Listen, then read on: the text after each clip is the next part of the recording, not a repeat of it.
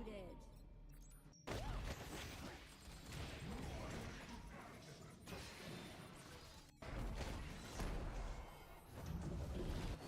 Red team has slain an enemy. Red team has slain. Red team has slain an enemy. Red team has slain an enemy. Blue team has slain and destroyed a tower. Red team. Red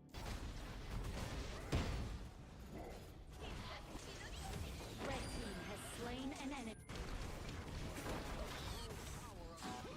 Blue team has slain an enemy.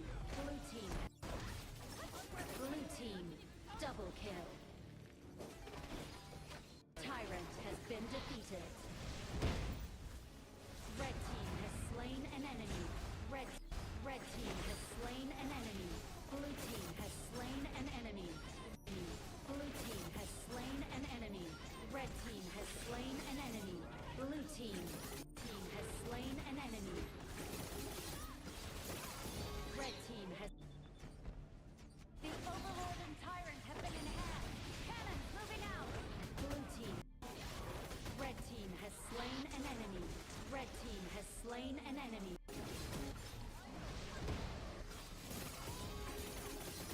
Red team killing spree. Red team has slain an enemy.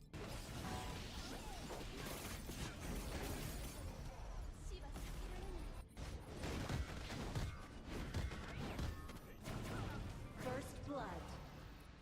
Tower shields have been shattered. Catapults moving out. Blue team has Red team has...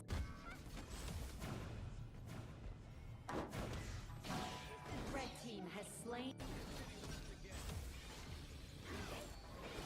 Red team killing spree. Shut down. Fabulous. Overlord has been defeated. Red team has slain.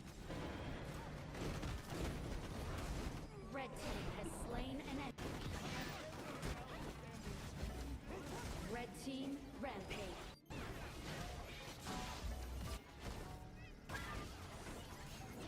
Blue team has...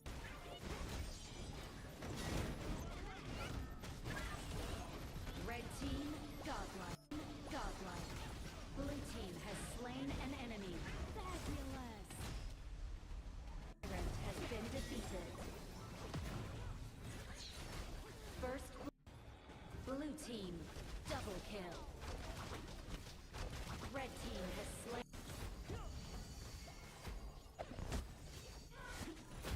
Blue team has slain an enemy. Red team has slain. Red team has destroyed. Blue team has destroyed a tower. Red team has...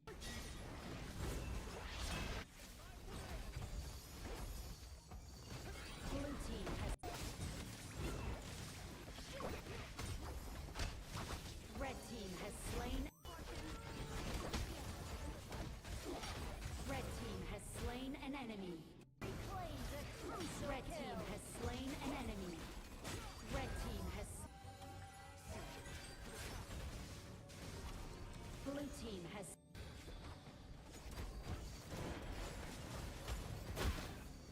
Red team has slain...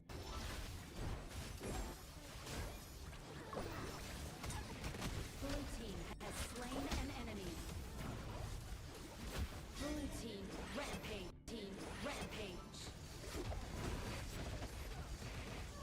Blue team has slain an enemy. Blue team has...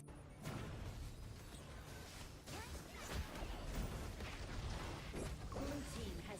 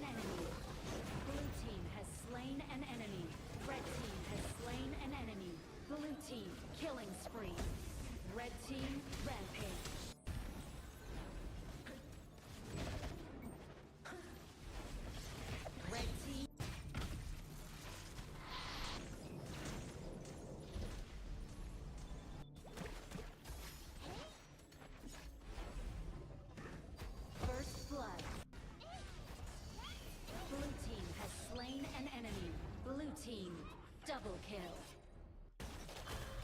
Blue team has slain an enemy.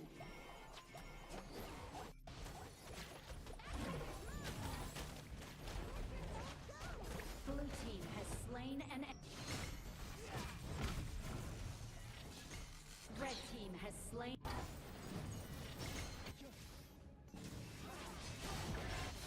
Red team has Blue team has slain an enemy. Red team has slain an enemy.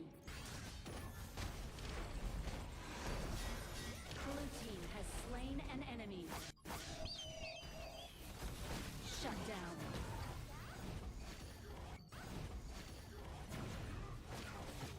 Red team has slain an enemy. Red team has slain an enemy.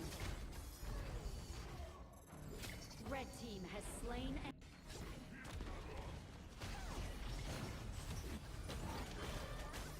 Blue team has Red team has slain an enemy.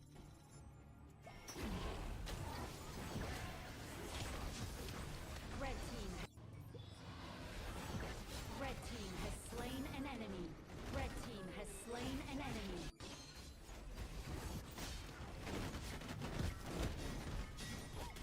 Red team.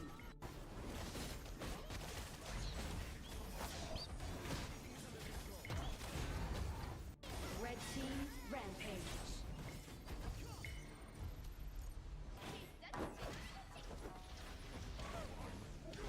First blood.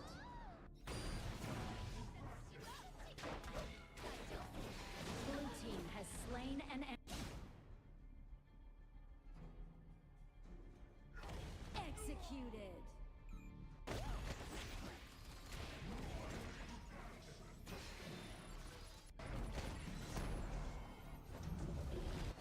Red team has slain an enemy. Red team has slain. Red team has slain an enemy. Red team has slain an enemy. Blue team has slain. Destroyed a tower. Red team. Red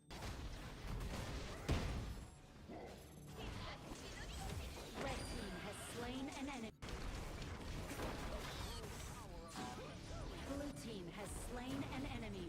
Blue team. Blue team. Double kill. Tyrant has been defeated. Red team has slain an enemy.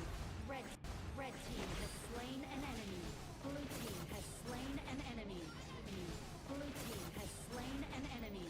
Red team has slain an enemy. Blue team has slain an enemy. Red team has.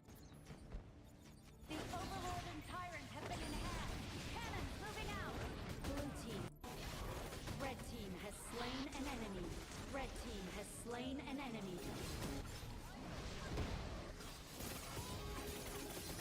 Red team killing spree. Red team has slain an enemy.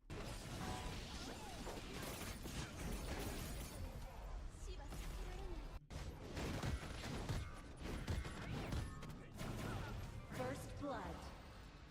Tower shields have been shattered. Catapults moving out. Blue team has Red team has.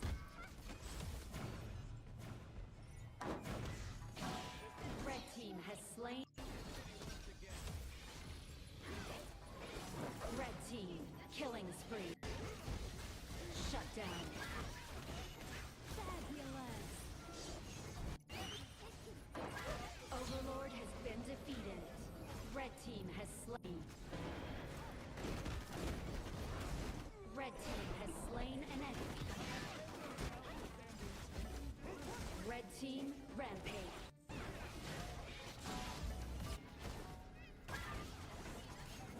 Blue team has.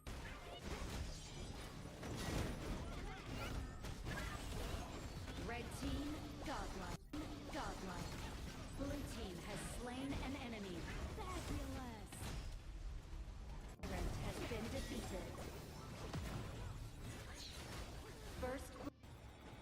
team double kill. Red team has slain.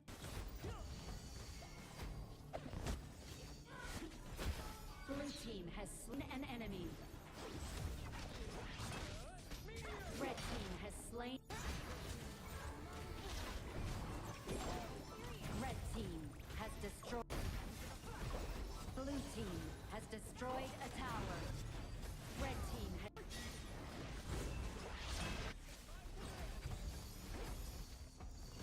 Blue team has. Red team has slain. Red team has slain an enemy. Red team has slain an enemy. Red team has. Blue team has.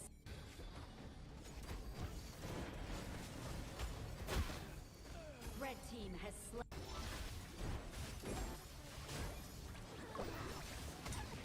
Blue team has slain an enemy. Blue team rampage. Team rampage. Blue team has slain an enemy.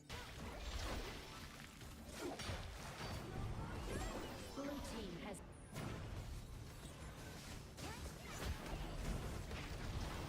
Blue team has.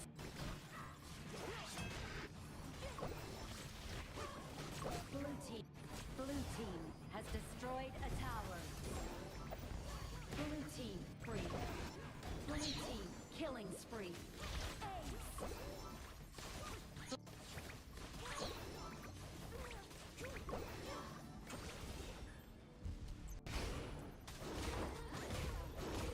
First blood has been defeated. Blue team has slain an enemy. Team has slain an enemy. Blue team has slain an.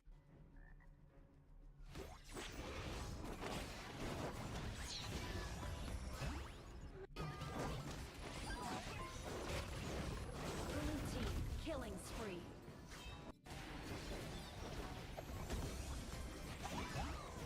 Red team has slain.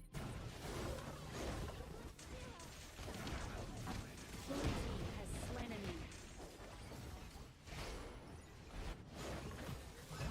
Blue team rampage. Blue team has slain an enemy. Blue team rampage. Red team has slain an. Red team has slain an enemy. Red team has slain an enemy. Blue team has slain an enemy. Red team has slain an enemy. Blue team killing spree. Red team rampage.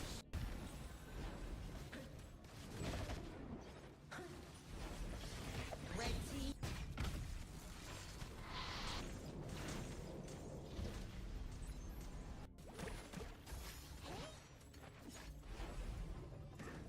First blood. Blue team has slain an enemy. Blue team double kill. Blue team has slain an enemy.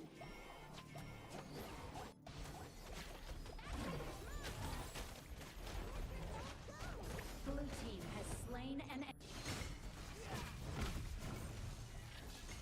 Red team has slain.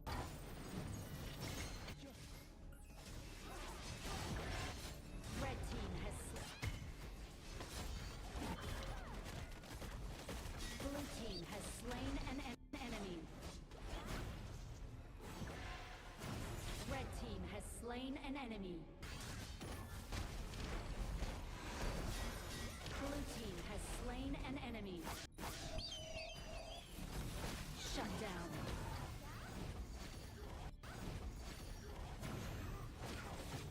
Red team has slain an enemy. Red team has slain an enemy. Red team has slain an.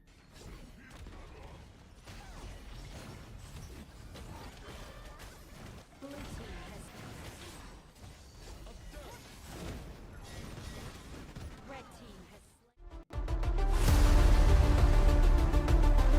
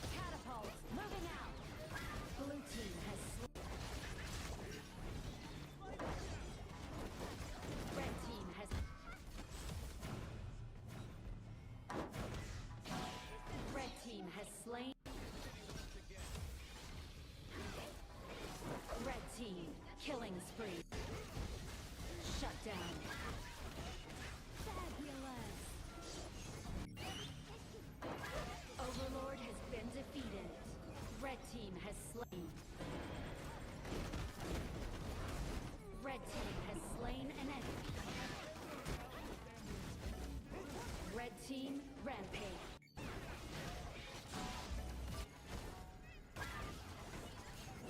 Blue team has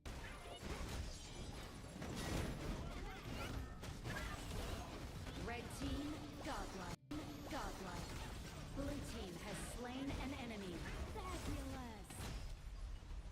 Red has been defeated. First blue team double kill. Red team has slain.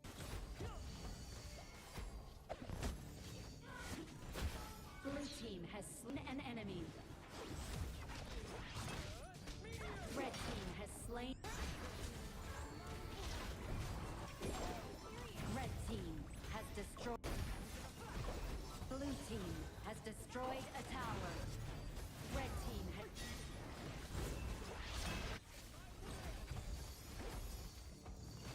Blue team has. Red team has slain. Red team has slain an enemy. Red team has slain an enemy. Red team has. Blue team has.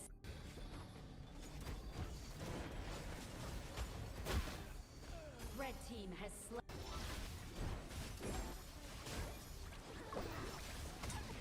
Blue team has slain an enemy. Blue team rampage. Team rampage. Blue team has slain an enemy. Blue team has.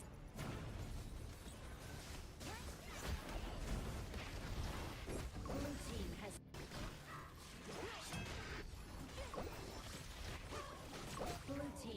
Blue team has destroyed a tower. Blue team free. Blue team killing spree.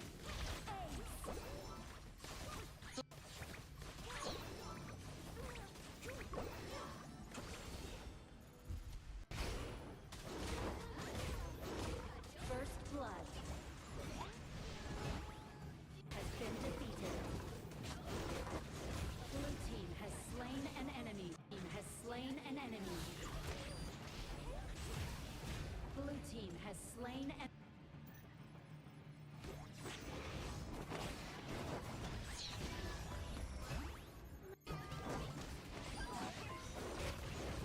Blue team killing spree.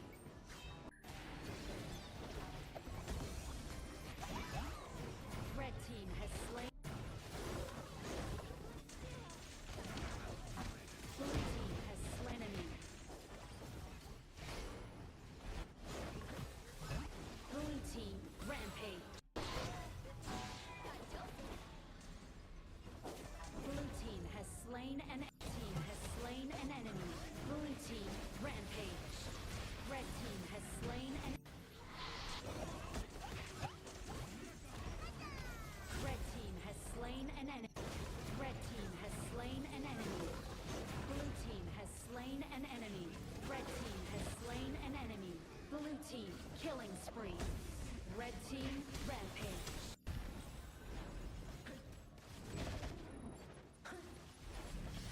Red team.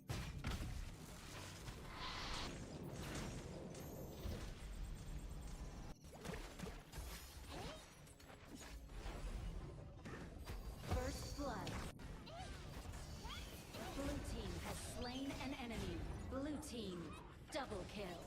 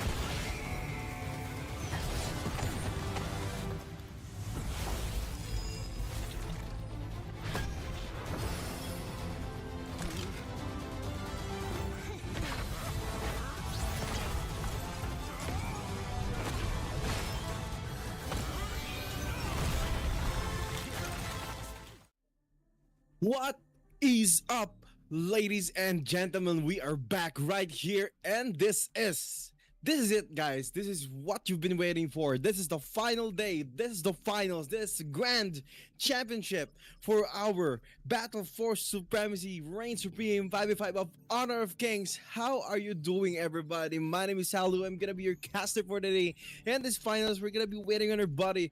But before we wait for our buddy, I am very thankful. I am very hyped up in this tournament today because this is Reign Supreme, everybody. This is the finals. This is the moment that we've been waiting for. And the first match is gonna be Execration versus Mahadewa Esports. Would you look at that? We are already here for the battle for third, and I think later is gonna be the battle for the finals. It's gonna be the grand championship. Well, for Execration versus Mahadewa Esports, my thoughts on both of these teams.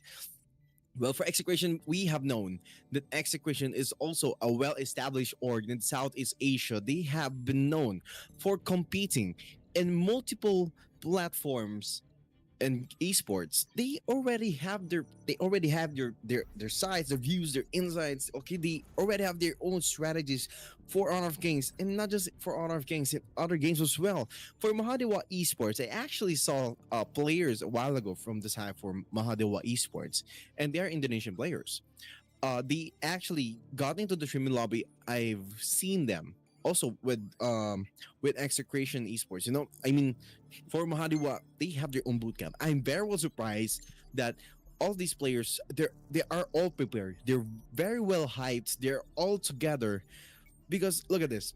They all have their own bootcamps. They know what to do. Okay, when it comes to communications and synergies, they're on point because they're already in the presence, like one on one, like a body, like hey, Clash Lane, come gank me. I need you. Mid lane, farm lane. I need your funneling, man. I mean, for this one, guys, this is gonna be hype. That's gonna be solid. So, guys, please keep liking the stream and share this stream right now because Battle of Supremacy, these kind of tournaments, isn't possible without you guys. So, well, we're gonna be moving on to our drafting phase while we are waiting for our players to prepare for the battle for the third. So Execration, well, for the past few matches that we have casted or spectated their games, they're actually been pretty doing good because they know how to take spaces. They know how to split push, especially when it comes to the farm lane and for the roam. They are very well on point. I mean, the strategy that they do is not always that you see every day when it comes to Honor of Kings. Okay, they always take so much space in those jungle camps, and taking all of those spaces in jungle camps. I mean, you you also have the space in how you control the lanes. How you control the lanes, you go in between the towers, you freeze those lanes because this is a MOBA game, everybody. I mean, this kind of strategies not only exist in Honor of Kings, but what's special about Honor of Kings? This is a fast-paced game, so applying in every strategy, it counts as a point, or it might be just like an opportunity that you don't want to miss. So for me, if I'm gonna be playing, I mean, guys, let's be honest, it's gonna be hard. It's gonna be not good for the players when you go all out control when it comes to the jungle camps in control of the lanes. Well, but for yeah, hey, look who joined us. What's up, Warden? Buddy, how are you, man? I mean, quite late for the show, but finally we are in it here, guys. I mean, Oh. unfortunately, we had a problem with our connectivity here, but hey, it doesn't matter. At least we are now finally here. Come again, guys. Well, I mean, you asked me how I am. I want to ask you how you are, brother. Well, if you're gonna be asking me, bro, Warden, I mean, I'm really doing good, fine here. Actually, I had it a little bit of late for the semifinals the other day, but I'm doing all good here. Now that we are here for the finals, my thoughts on this game in this match is it's gonna be the battle for third. Okay, it's gonna be Execration, a well-established org in the Southeast Asia. It's gonna be playing right here in our tournament against Mahadewa Esports. If you know, actually, Warden, a while ago they are in the streaming lobby, and I've saw these players. They're all together in their boot camps. I mean, imagine these players playing in their boot camps, man. Yeah, I mean, Competing in this bear tournament. yeah, definitely, man. But at the same time, I want to give them credit, and for the long-term run, though, I still have to hand it down here to Nanobots. I mean, we did see the match yesterday as well between them and Execration, and I mean, damn, Execration and NANOBOT, and clearly it didn't really pan out to their favor. Fortunately, they are still gonna be committing here to this battle for third up against Mahadewa. Now, if you want to talk about Mahadewa here, Silo, I mean, they were truly a force to be reckoned with. It's just so unfortunate as well that they weren't really able to close out the games from Blacklist International. The game number 2 yesterday really was a show to be, stood out for, but it just didn't go to their way, and it is what it is. At least they still have another chance here on this broadcast, this time for this battle for third. Yeah, I actually agree with that. Now, considering the executions, they're going to be battling for third against MAHADEWA Esports. Well, may the best team win, because these people right here, battle for third, the battle for the finals, I mean, they deserve to be here, bro. I mean, they did what they could to be in this spotlight, in this broadcast. I mean, I had the chance before when I was playing, when I was in pro scene, because the pressure, the hype is everywhere when it comes to this day. This is not like those times that you can joke about. Okay, this is one of the times you really have to go out. This is one of the times you really need to talk about your teammates. What is the next move? Well, definitely, man. I mean, it's all going to come down as well to the Benson picks, if ever, we do get to see actually the game play out. And at the same time, we did get to see a lot of action play out here for the side of Execration, where there was an instance that they kind of projected as well to go for some sort of segue or try to go for like a 2-3 split, but clearly the execution wasn't really there. But come again, Honor of Kings, it's a brand new title in the competition here in esports, and it's something that will be constantly evolving over time as we get to see these players actually put in time into this game. I actually agree with that. Now, considering that this tournament, Warden, it is really, really big, okay? From the information that we always have from BattleForSupremacy is that the $10,000 prize is presented by a BFStv top-up. It's gonna be up for season 2. So, this is not like the final, just one in final season. There's gonna be more right here for BattleForSupremacy. Well, definitely. I mean, 10,000 USD is not a joke. You can do so much things with 10,000 US dollars. If I was going to ask you a question, Silo, what would you do with 10,000 USD? What would I do if I had that? I know what you're going to do. I know exactly what you're going to do. You're going to try. You're gonna get that 999 CC if you know what I'm saying, I actually agree. I think Jixer, very sexy by you know what I mean. Maybe we can write somewhere in someday, Warden. I mean, the other day that we casted, it was fun being with you right here. We actually casted here in my house. Yeah, man. For the battles on the way to your house, we almost got hit by some. No, I'm kidding. You are absolutely a good writer. And you're absolutely a good caster as well. I mean, what more can you not do, bro? Yeah, I mean, Warden, you also have the same bike as me. Well, not saying or pronouncing the brand, but it's a good bike. It's an adventure bike, man. Oh right? Yeah, it brought me really great adventure, Brody, all through the night. Just cruising through the sunset, if you know what I'm saying, But anyways, back to the game. We are just waiting for the players here to get themselves prepared into this battle that we're about to ensue. Come again, guys. This is the battle for third before we head straight towards the grand finals. Which on the grand finals, by the way, it is going to be NANOBOT on this side. If I'm not mistaken, NANOBOT is going to be representing Myanmar, and it's obviously going to be Blacklist International. Wow, Blacklist International. Also a well-established org in the Southeast Asia, going to be competing, but for the finals, man. Yo, definitely. I mean? Like having like one of the players spot on in our tournament, it gives me the chills, man. It gives me the pressure. It gives me the hype. I'm on fire today, Martin. It makes me want to play Honor of Kings after.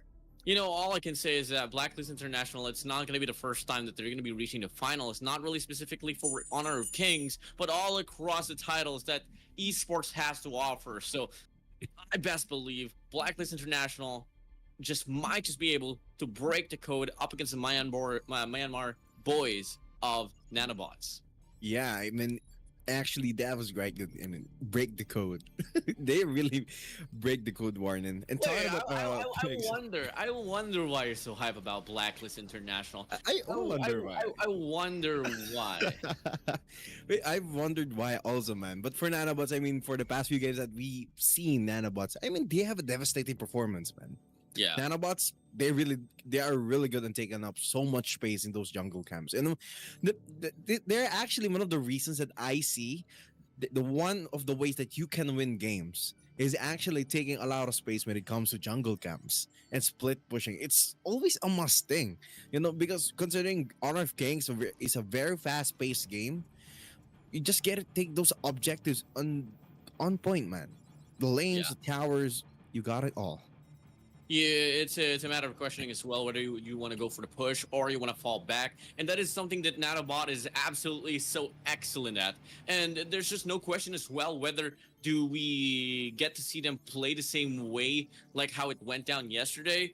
Clearly, their system has evolved over time as well, because gotta keep in mind their entry here for this tournament of Reign of Supreme wasn't really the most smooth after all, but clearly once they head straight now to the matches that absolutely matter the most, they just was able to perform. And that's exactly something that you would want to have, especially in a tournament like this.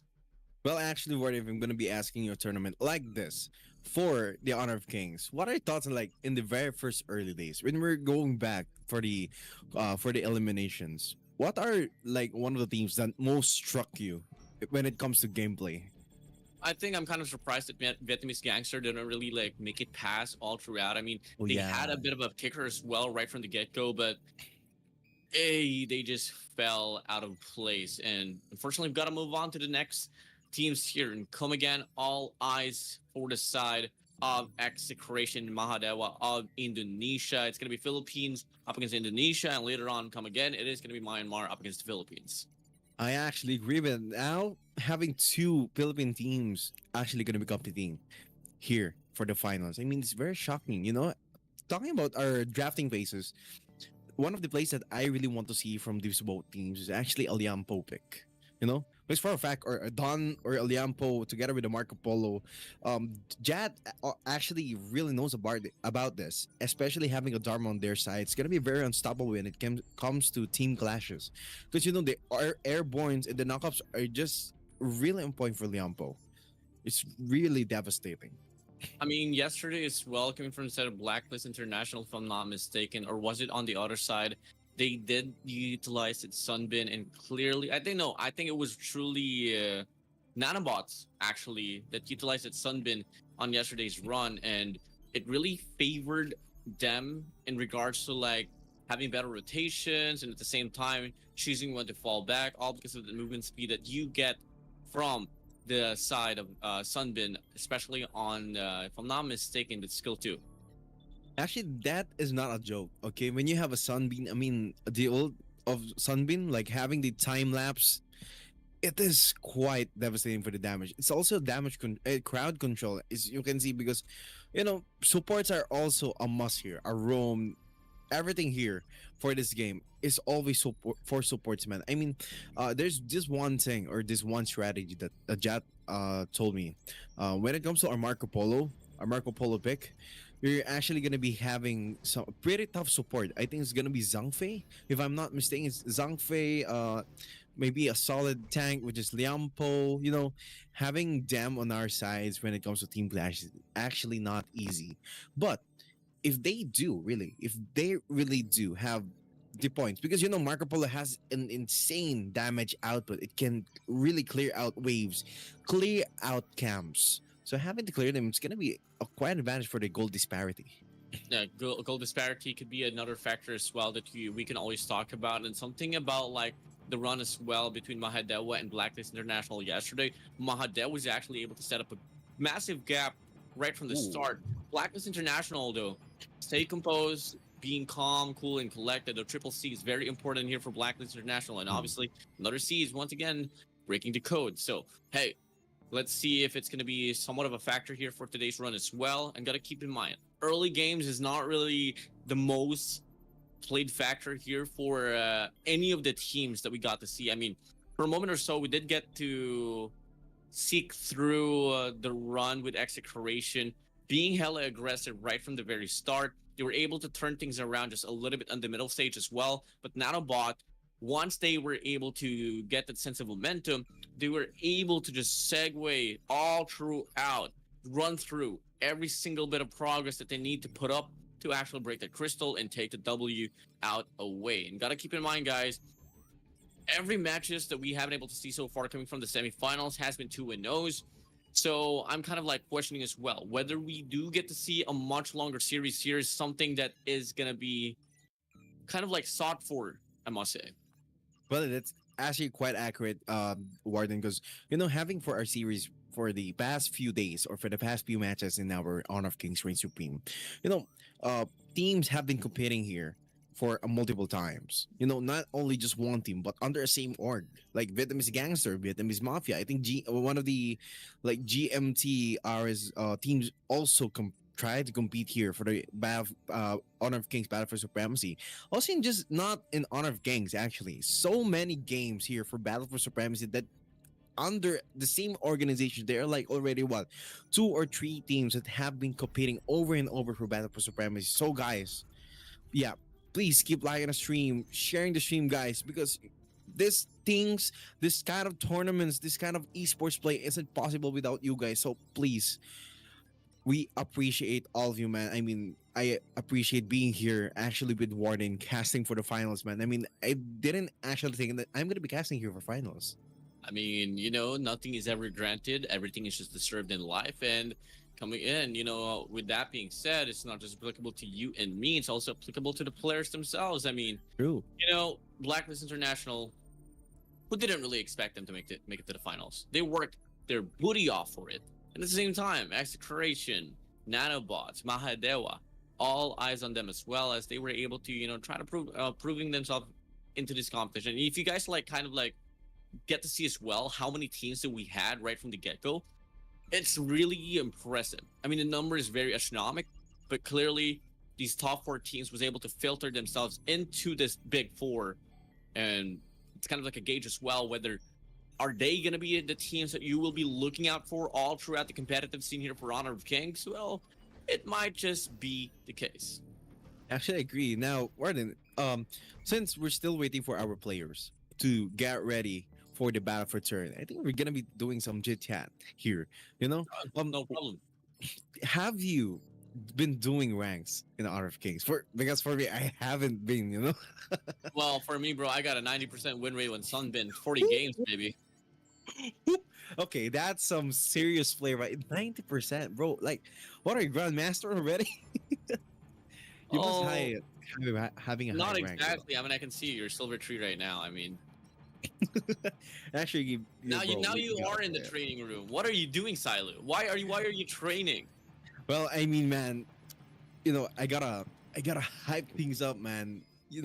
My fingers, man. I wanted to play Honor of Kings since before, but yeah, things just got so busy. But still, I'm still here for you guys. I'm still here for you, Warden. But still, yeah, I'm not in the training. I'm gonna be retired. All of that. You know what, man? You talk so much. You want a 1v1 me right now, brother? You want a 1v1 competition? Well, Gamma, can we have one? Imagine just But Gamma it's possible. spectating us, and then we're not gonna be casting. We're gonna be playing. Gamma's gonna be casting. That's gonna be the finals for us. So final for us, man. Before we head straight towards the battle for third and the grand finals, we're gonna have a show match between Silu and Warden. Please raise your hands up. Who's gonna be the winner? Well, I'm not Slim Shady, but here you go for the 8 mile. Man, I miss you, man, Martin. We should really hang out some more. Yeah, man, fly over here to Visayas, and maybe till then, that might just be a possibility. I might though. All right then. If it's gonna be you going here, then obviously I'll be under your care, man. I got you. Wait, I'll what? be under your care. Wait, what? Yo, no, yo, you're under your care. Care. Guys, we love here, okay? We bros. We bros here.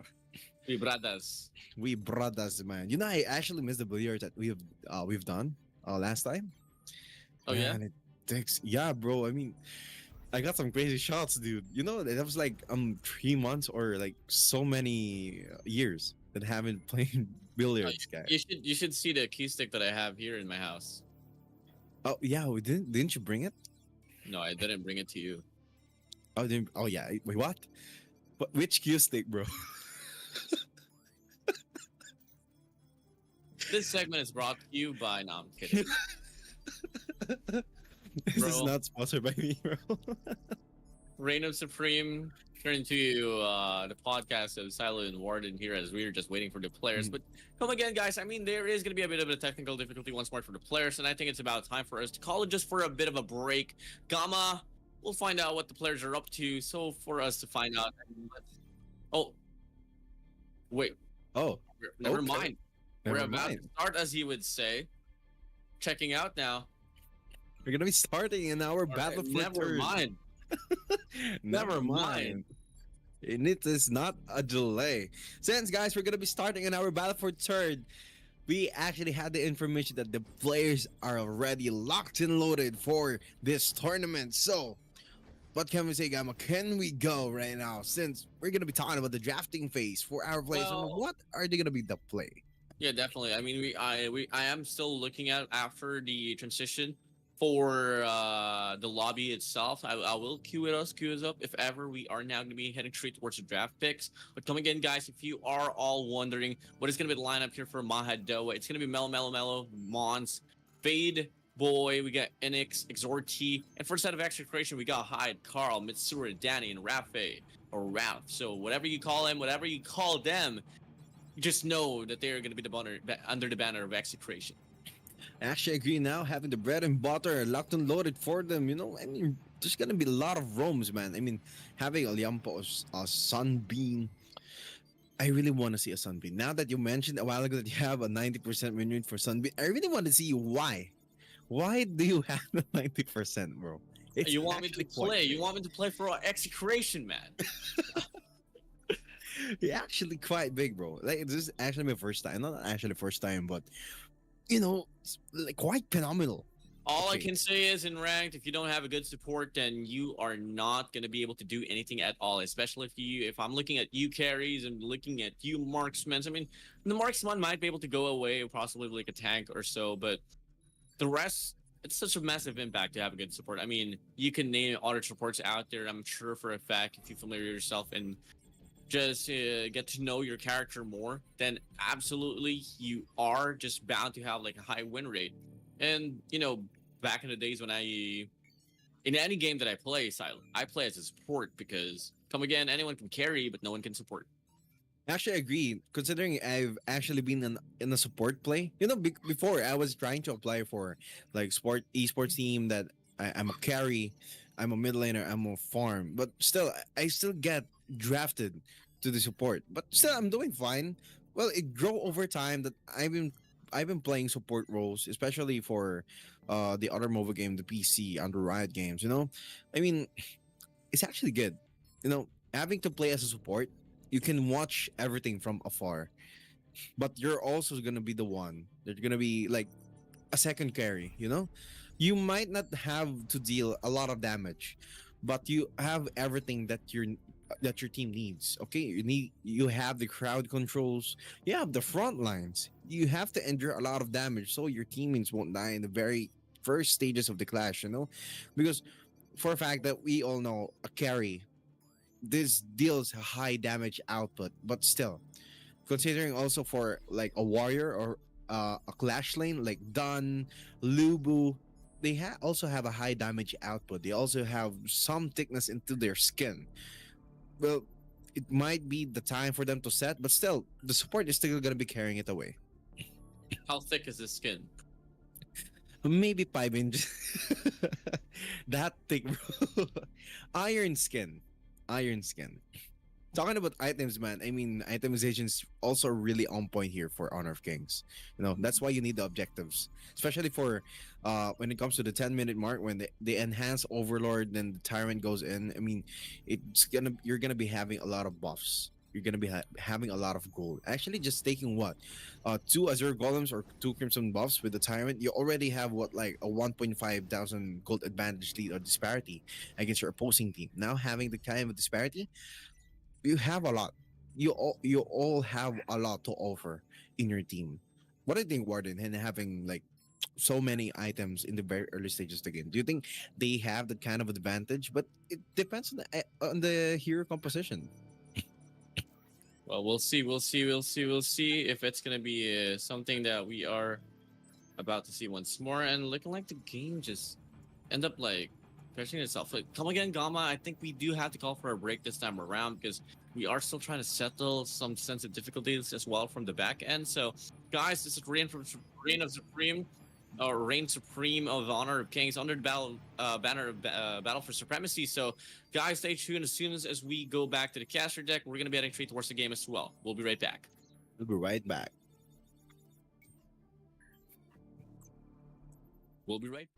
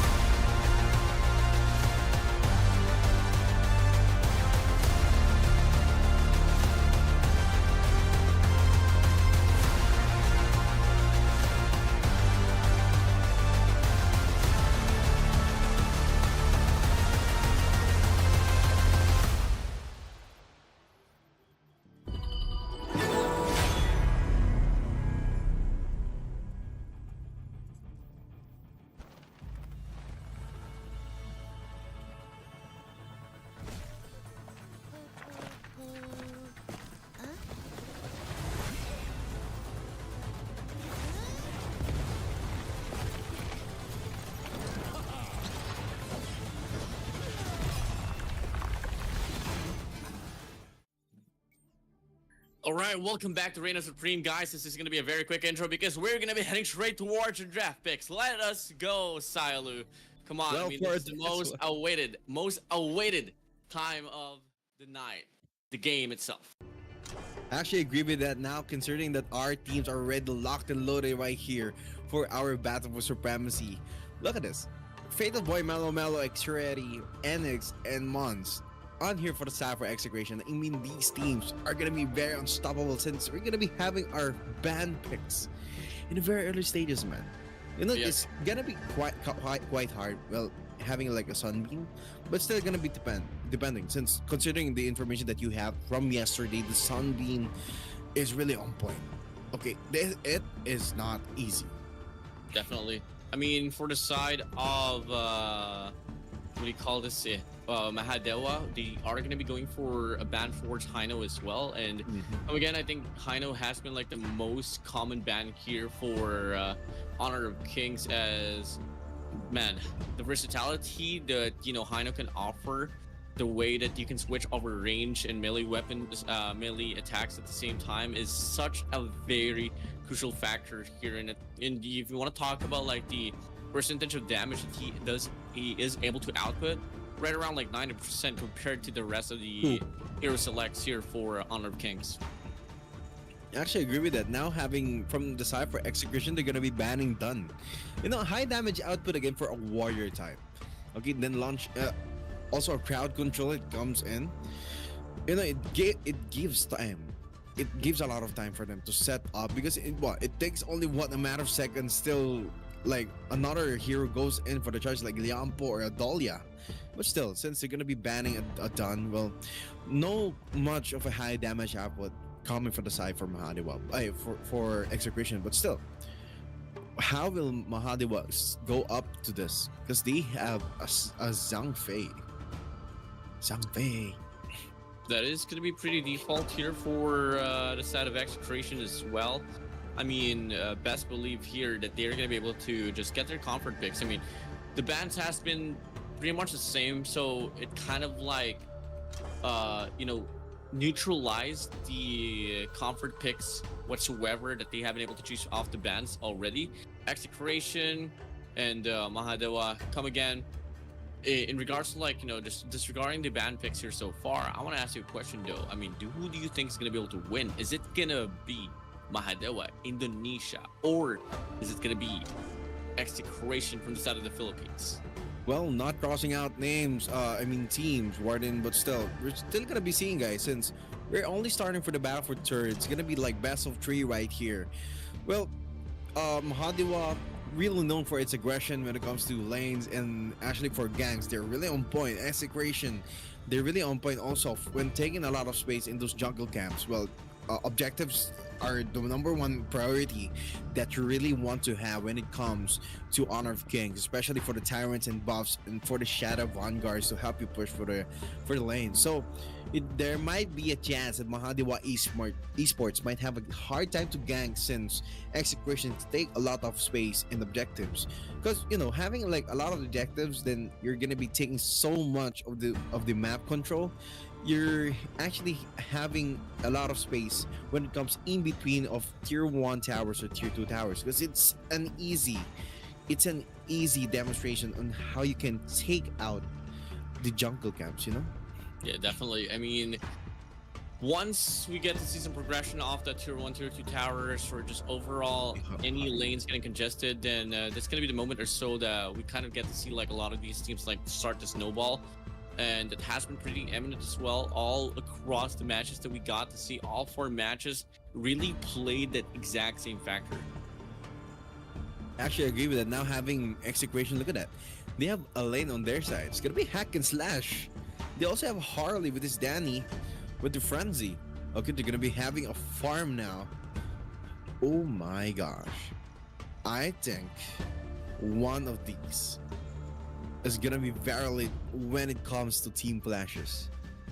Definitely. I mean, come again. Yeah. It's like we get to look at like the draft picks. Everything's gonna be so convincing and all, but a lot of these teams, a lot of these players start to falter as well whenever the game starts to ensue. Come again. We always talk about those draft picks. We always talk about those bans. But the question is now, what kind of projection they can offer and what kind of execution can they back it up with? And soon enough, we are now going to be heading straight towards this game. Here we go. It's going to be Mahadewa up against the boys of Execration of the Philippines. Now, come again, guys, if you guys want to have a bit of a rundown as well, what is going to be the composition looking like?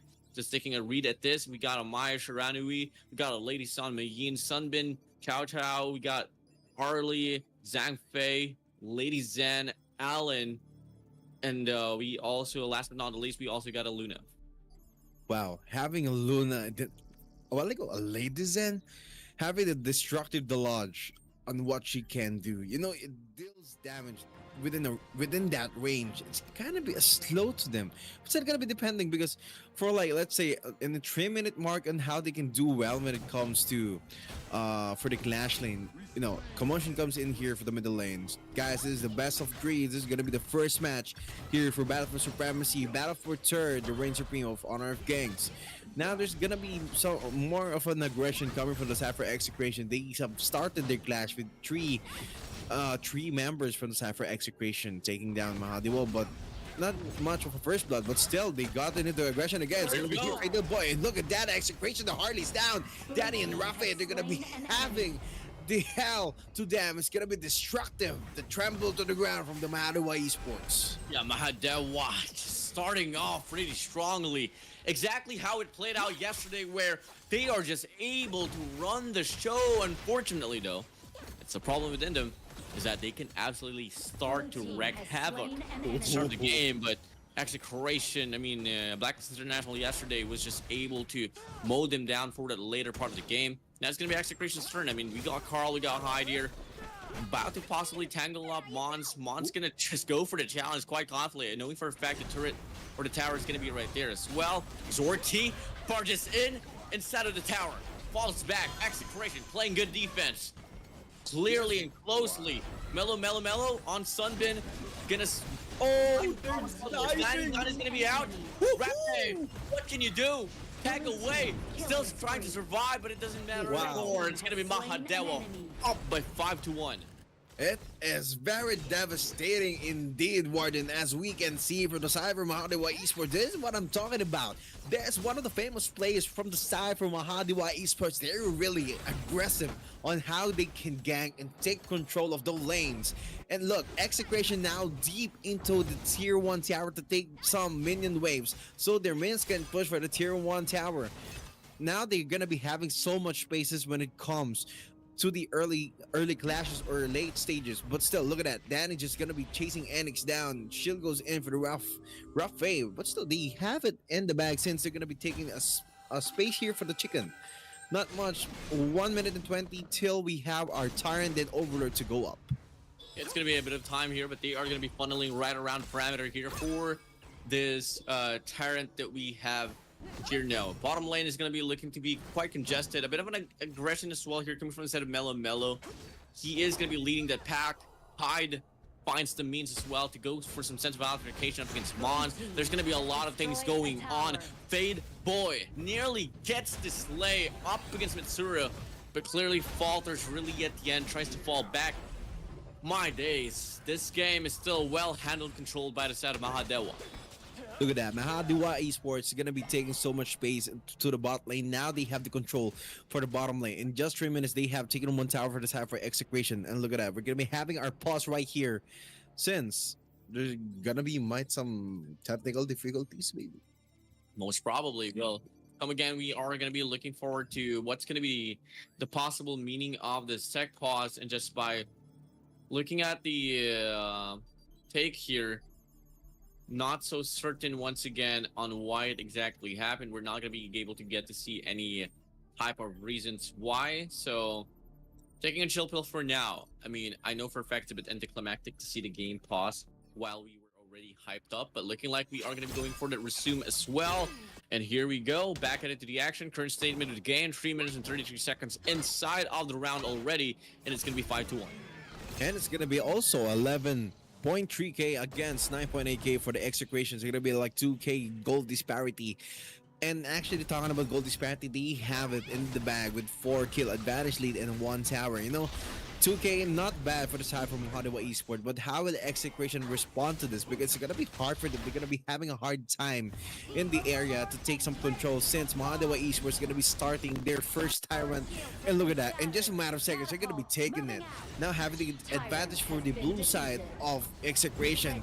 Look at that, EXECRATION not stopping off screen for the top lane. They're gonna be taking the aggression warden. I mean, the lanes here coming for Azure Golem as well. Yeah, Azure Golem is gonna get taken away, and that should be just a bit of a caution warning here for either ends now.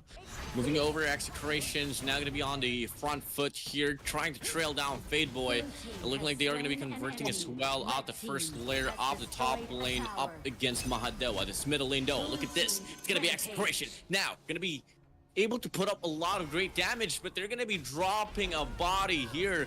And there we go, we find a 2-3 here for the set of EXECRATION. 𝐁𝐅𝐿 is going to be out and away from the scene. And come again, the massive gap here is just pretty evident coming in for either ends. And come again, you get the slays, you also get the gap for the economy. It's not about really like the progression, it's all about the items that you are able to access with. And MAHADEWA is just looking to be, once again, in control, in custody. EXECRATION we go. For MAHADEWA Esports, this is what I'm talking about a while ago, Warden, how they can be really for the split push of the ganks. But still, look at that, EXECRATION being able to gank one from the side for MAHADEWA. It's gonna be actually ready down, but still off screen from the outside. It's gonna be Danny taken now. It's gonna be one here for 𝐊𝐈𝐍𝐿. Alliance is gonna be not having to be strong and healthy for that clash, but still Mons is gonna be good zoning out when it comes to tier 2 and tier 3 tower, because 𝐓𝐿𝐍𝐿, then Amitsura is going to be having a hard time to take some spaces when it comes around for the tier 2. But still, they already have 2 towers down for the side for EXECRATION, but 5 for MAHADEWA. They have quite the advantage right here, Warden. Yeah, big advantage, should be able to convert with a lot more from this. EXECRATION, best call here for them is just try to get closer to one another, especially when it comes to those clashes. They can't afford to get ganked, they can't afford to get those isolations one by one. They really have to play as a team. MAHADEWA, on the contrary, if they can find window and opener that I exactly stated upon for the set of EXECRATION, exactly this very moment here for the side of Mons, he's trying to run away, 𝐁𝐼 trying to shield him down. Fortunately though, they are gonna falter behind, and the rest of the players from the set of MAHADEWA is gonna be wrapping around. You want to go for the fight. Frozen still, 𝐁𝐼𝐍𝑒 about to get taken away. Mons here, just playing the bango. Just standing in the corner. Standing there, waiting for things to pan out. EXECRATION here about to take this one away. It's gonna be MAHADEWA now here trying to run from the scene. Can they hold it down? He's gonna falter on this very clash. Calling rendezvous. Wants to tie it up now. It's gonna be EXECRATION here back on the pedestal. Pilipinas, Pinoy pride, but come again for the MAHADEWA Esports. They are taking up the aggression. Base action ready. It's not stopping at the final moments. 𝐷𝐿𝐹 just going out. The support is not out now. 𝐁𝐼𝐿 is going to be having 1v1, but still goes out. They delayed the push here for the side for MAHADEWA Esports since the Shadow Vanguards are coming in for those lanes. But still, they did a good job on how they can sustain, but their only thing that they have in their hands in this matter is how are they gonna be scaling in terms of their itemization. Oh, here we go. EXECRATION here still gonna be on the drive, but they're gonna be falling back here just for a moment or so. 17 seconds left for the tyrant to spawn in. Overlord is gonna be right around 120 seconds, well over just 2 minutes in time. Now they're gonna be rotated here towards the top right sector of the map. All 5 players of EXECRATION is going to be looking to zone things out, while MAHADEWA has a different response. They want to take down this mid-map, and looking like just right around the perimeter of this tyrant, they're just letting loose. A bit of a recall run here for the side of EXECRATION. I think they want to fall things back. But oh my days, 𝐿𝐿𝐿 finds one. They do get the trap as well. 𝐓𝐿𝐿 getting tangled up by 3 players, can't do much. That's gonna be something that MAHADEWA will be smiling about. Now talking about smiling, because MAHADEWA Esports, look at this. in just a matter of 9 minutes in the game, they already had 6 towers down, 2 tyrants, then 1 overlord. You know, Execration on the other side not doing a good job on taking those objectives. Gonna be still here for the side of MAHADEWA is gonna be here. Oh no! You're the only one. Hide. The lane is gonna be having hard time, not looking strong and healthy, but Mon's gonna be going for that kick. 𝐊𝐕 goes in. 𝐓𝐕, look at this. Execration is gonna be having an advantage in terms of those HPs, but MAHADEWA is just going for the smart play, not engaging too much because 𝐓𝐕 on the front lines. This is what I'm talking about, supports, but still, they have it in the bag. It is unstoppable. They're wrecking hell and havoc. They have been trembling the ground since day one, and they are proving it. And this is Mitsura. Oh, look at the damage. You need some milk because Fatal is going to be having some milk again. They hide. They're just going for the hack and slash with a 1v3 on the top lane. But still, the middle lane, the tier 3 tower, they still have gonna be having the high ground. But how will Execration respond to this? Oh my days. MAHADEWA. Execration. Showing us a really good fight. But it's gonna be MAHADEWA fully in control. Carl now getting chased off. Dagarudas is mad. Dagarudas is angry. Dagarudas will drop one, but the Execration, they want to put up a fight still. 𝐓𝐕, Mitsura. It's gonna be Danny here getting tagged up. Falling back. Are you gonna try to go for the fight? Or are you gonna fall down? Mellow, hide, dashing out, away, and trying to take this one through. Trying to survive. But once again, Fade Boy gets the slay, and the gap is getting bigger over time. Talking about overtime right here, since the gap is now coming in and hot. MAHADEWA Esports 7 towers is down, 4 objectives, but still for the side for Execration, they do have the tier 1 tower from the side for top lanes and bot lane. They have it down, but not much of an exposure because MAHADEWA, look at that, a clash lane all wide and open. Talking about Carl receiving some damage from Kegel Boy.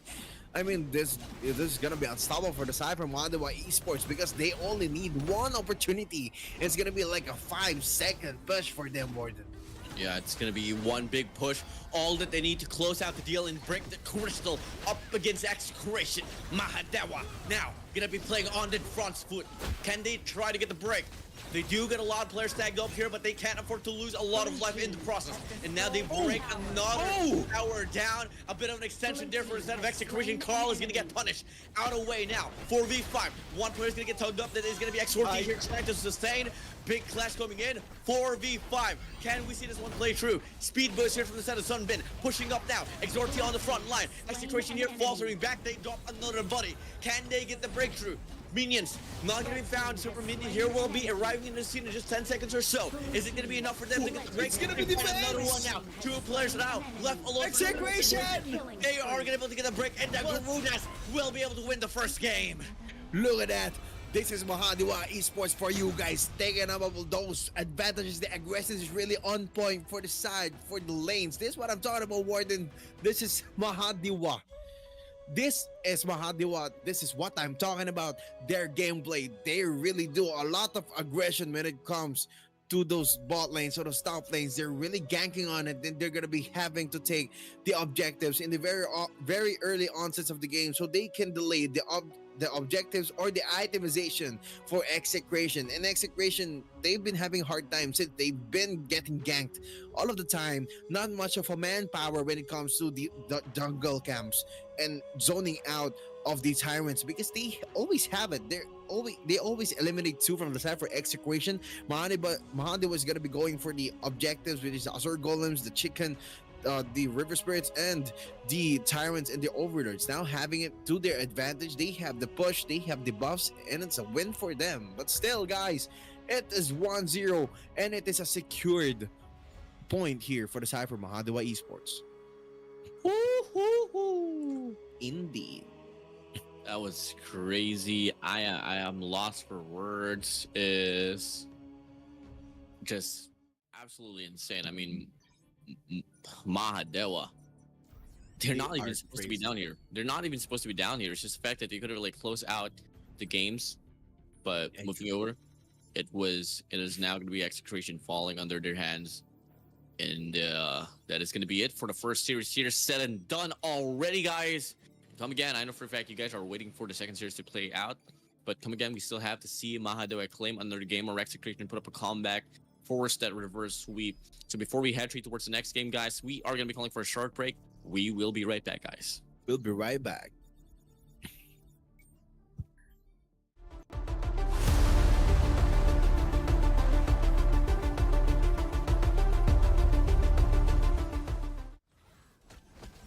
First blood.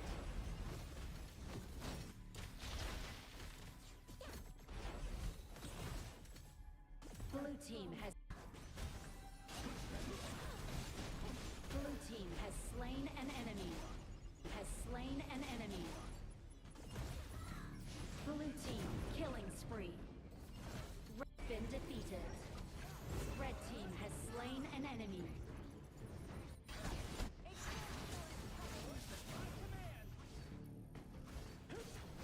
Blue team, red team has destroyed a tower. Blue team rampage. Blue team has slain an enemy. Blue team has destroyed a tower.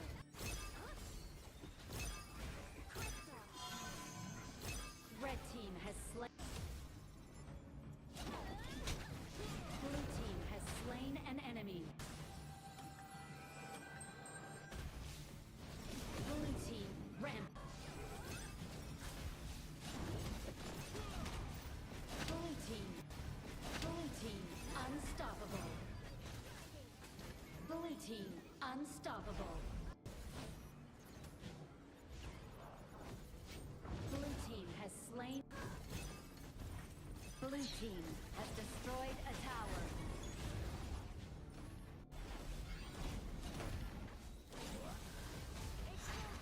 Blue team has slain.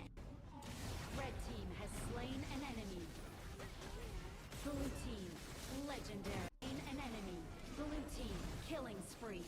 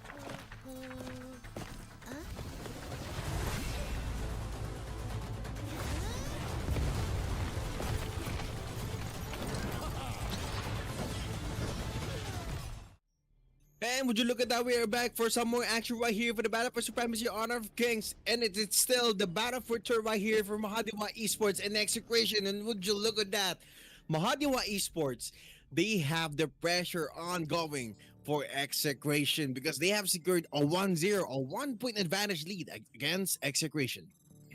Well, let's see if ever Mahadewa can actually close out the deal here finally.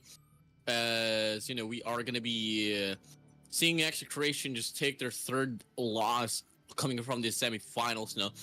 And once again, guys, a bit of a recap as well towards that semifinals run yesterday is that no one was able to force a game or 3. It was just BLACKLIST International and NANOBOT just offering 2-0s and 2-0s. I actually agree with that because now having Mahadewa Esports, you know, a while ago they're really on point. Talking about aggression, I didn't expect for them to go that kind of aggressive.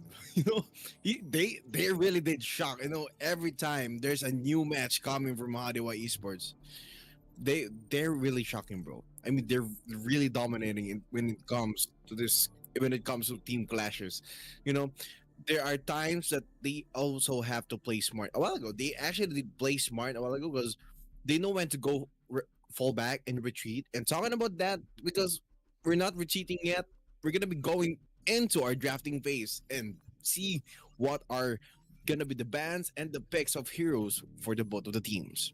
I mean, currently, just looking at the screen here, we already have a Hino and a Dahlia ban coming in from the side of Mahadewa. Hino is going to be coming from the side of Execration. So, hey, come again. L staple bans, L staple picks about to come to our way. And for the side of Execration as well, they also have another ban in line. So it's just going to be, you know, matter of questioning, is it going to be the right choice here? After all, it's not really like the most impactful. No, I mean, probably they can base off their bans coming from like the previous performance as well that we were able to see, but looking like it is still going to be the same old default once again. Well, talking about same old default, well, I hope they actually, for the set for Execution, they really need to learn from their mistakes from that game one. Because, you know, it is actually quite devastating because, you know, like 6 minutes, they already have, what, 5 towers or 3 towers down and an objective for the side for Mahadewa. It's actually going to be very hard for them to take some points off of that because Mahadewa on the other side, they are well known for its aggression. It is very aggressive in how they can play, but talking about the response for Execration, you know, the objective is gonna be on point for them. So are they gonna be, since Mahadewa is very aggressive on its lane pushing, will they gonna be contesting it, or they're just gonna be give it away but still gonna be focusing on objectives? We might not know. We don't know yet. But still, there's a best of threes, the game toward, and you know what I'm saying. Yeah, definitely. And, you know, for the side of the grand finals as well, guys, keep in mind, yes, for sure, the semifinals is going to be best of 3, but we want to have a lot more action here for this grand final. So we are going to be indeed seeing a best of 5 series here, guys. So, hey, let us see if it's going to be a long series or is it going to be a blowout. Come again, the NANOBOT, I do have high hopes from them. It's just that, you know, there's just a lack of consistency that every team would want to have for their side. You know, for the side of BLACKLIST International, on the flip side, everyone is pretty consistent. So it's going to be a tough calling here whether NANOBOT can actually take this game away from BLACKLIST International. But that's for us to find out later on, especially right after Mahadewa and Execration. Actually agree with that. Now, having actually for the bans that you said a while ago, you know, which team banned Dahlia? Which team? I think it was Mahadewa, right? Yeah, definitely Mahadewa. So they really do not like a Dahlia when it comes for Execution. I think from the side for Execution for the past few games, I think they did a Dahlia, and that's how they dominated in terms of team clash or team peak outs, because you know Dahlia is actually pretty annoying too, especially when you also have like Olyampo on their side. I mean, those two are roams, but still having quite aggressive roams, it's gonna be hard for you to battle it out, especially for the Clash lane. Yep, definitely. And looking like we are just going to be moving over to the last two picks here for these two teams as well in regards to like the bans. And we're about to head straight towards this game right after that, guys. Come again. This is the battle for third here under the banner of Reigns of Supreme and brought to you by Battle for Supremacy or Team Dow. And I know for a fact you guys are waiting for the battle to ensue. And clearly, we are still waiting for draft picks to finish. Yeah, we're still waiting for it. And considering for Battle for Supremacy, guys, did you guys know that this is not only the game that is being casted or being broadcasted in Battle for Supremacy? We have a lot of other games. So we also have a Valorant. I think there's a Valorant Season 2, right, Warden? Yeah, definitely, man. And yeah, that is for us to talk about in another time here, brother. No. So we just gotta take a chill pill for now and just all eyes here for Honor of Kings. True. Now considering for Battle for Supremacy, because Honor of Kings actually having the information a while ago that there's gonna be like $10,000 for the prize pool. That's the announcement a while ago. So there's gonna be a season 2. So meaning, there's not only right here. This is not a one moment in time for Battle for Supremacy. There are more tournaments right here, guys. So for the players who haven't made it here for the finals or the battle for third for Battle for Supremacy, why not go again for the season 2? Why not? Because it's still here, guys. This is not finished. Season 1 might be over here, but Honor of Kings for the Reign Supremo 5v5 is still gonna be coming back here for Battle for Supremacy. Definitely, man. And now we have finished now our draft picks here, Silu. Come again, the picks is going to be a Dachao. We got a Fuzi, Zuyu, Jing, and Mayin for the side of Execration. And on the other side here for Mahadewa, we got a Dharma, Lady Zen, Zheng Fei Fang, and a Lamb, actually. So, hey, better watch out for those ganks here, Silu. Better watch out for those ganks indeed, because it's gonna be hell for them. Because look at this. Execration is okay. They're going for the aggression right here when it comes to the objectives. Now they're gonna be taking out the chicken and the wild boar. It's gonna be traded off for Mahadewa. So much of a slow-paced game that we're seeing right now in the very early minutes. Because a while ago, talking about early minutes, it's gonna be Mahadewa again taking the aggression, but Danny's just gonna be going out playing it smart since Execration, Carl, Rafe, and Danny is just here trying to zoning out. So they're gonna be having the chance of zoning out. So they have the control for the bot lane jungle. Now have like 3v2 situation, but still Mahadewa Esports, they're gonna be Fatal Boy, and it's gonna be actually Enix. Oh, it's actually ready. So they have 4 on the bot lane side. See that they all have the information traded. They're not going in for the initiation for the gangs. Yep, and clearly it's just going to be testing the waters out here so far, but it's going to be Rafe here actually just getting swung over by 𝐊𝐿𝐷. And now, with that being said, I know for a fact the eagerness here for Execration to get the trade is up high, and looking like they want to go and try to trail down 𝐊𝐷. It's going to be Carl here actually going to go for the invasion as well alongside Hyde. Come again, we do have Mons here. He is going to be dressed right around. Hyde here just tries to barge in as well. But Mons' movement is going to be precise, and he's going to be able to survive for this very win. I actually agree with that. Now having for the side from Mahadewa Esports, it's going to be a pull here on how going to be taking out Mitra and that progress. But still, Mellow and Nanix are going to be initiating a commotion with a knockback. Coming in again. Still going to be enduring some damage. And they have gone and out.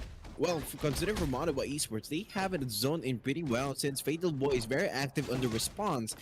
And talking about Hyde, you're very deep ends for the jungle since Dharma is out for Mahadewa. You know, this is what I'm talking about when you have the Zheng Fei and the Dharma. It's gonna be Dharma split pushing, but look at that. The commotion comes in. One more. Enix just gonna be dealing some lot of damage, but Danny's gonna be having a hard time with you be able to live. It's gonna be a go, but Enix, a 1v2 situation. Mitzer is very trapped in this situation, but still, now the Enix is down. Carr with the 1v2 goes for the switch and switches it again with the 1v3. Whoa, would you look at that? Flashy moves coming in, still alive with you, able to take down, but 𝐊𝐿𝐿𝐿 remains unstoppable. That is crazy here for the side of 𝐁𝐅𝐿𝐿𝐿. Lamb is a very critical hero to choose, hero to pick, especially in this stage, no. But once you play it right, exactly how 𝐁𝐁𝐅𝐿𝐿 has been doing it, my days, it is absolutely impactful. Currently, he is leading the squad here by 2 alongside with Fang, aka Enix. So that's going to be the 4 accumulator right there. I mean, Carl was able to pick off 1 using Jing. So that's going to be pretty well expected here now. Bottom lane, going to be congested. Same goes for the top side. Hyde is going to be all alone. 𝐁𝐁𝐅𝐿𝐿 is going to be there. So better watch out, Hyde. You don't want to make any faulty plays whatsoever. Loving the pressure here as well here for the side of MAHADEWA. 𝐿𝐿𝐿𝐿 is going to be leading the charge. He's going to knock just Danny back with no absolute purpose at all. And talking about knocking it back, look at this. MAHADEWA Esports. They have taken to the zone phase. They're going to be taking the tyrant down. It's going to be in their hands. Carl on the other side, together with Hyde, they're going to be trying to take the Crimson Golem with objective wise. This is what I'm talking about, how they're going to be taking some space. Look at them. There's 3 of them in the red jungle for the side from MAHADEWA, but they have it better since they have the tyrant. And it is up and running in their hands with the buffs. So they have it right here. They have traded it off with 1 tower down for the side for EXECRATION. That is tier 1 tower down. There's 2 more to go for the crystal to be exposed in the top lane. But for the side for MAHADEWA Esports, they have the 500 gold disparity lead. Still, this is going to be 4-1, but it's going to be a pull again for the side here for EXECRATION. And takes one more. It's going to be a 5-man shockwave coming in again. Double kill coming in for the side for EXECRATION. And it's going to be the perfect time and in their moment to take 1 more tower for the side for MAHADEWA Esports. Yeah, which is a very platonic formation there for the side of MAHADEWA. Really not the best responding off that. And I think they kind of got off guard as well in regards to that play there for EXECRATION. Well, with that being said, they're going to be dropping the gold disparity to just 3. So right around 2 actually, 200. But moving over here, 𝐁𝐁𝐅𝐿𝐿 is going to be trying to trail down 1. Can he find the slay? Yes, he can, but the trade comes in as well here from Carl and Hyde. Back and forth do we get to see. And back to the bang to the bang. Game's all tied up, and at the same time, EXECRATION, they do take the gold lead. Talking about for MAHADEWA Esports, yeah, with the gold lead, and talking about the Dharma on the other side.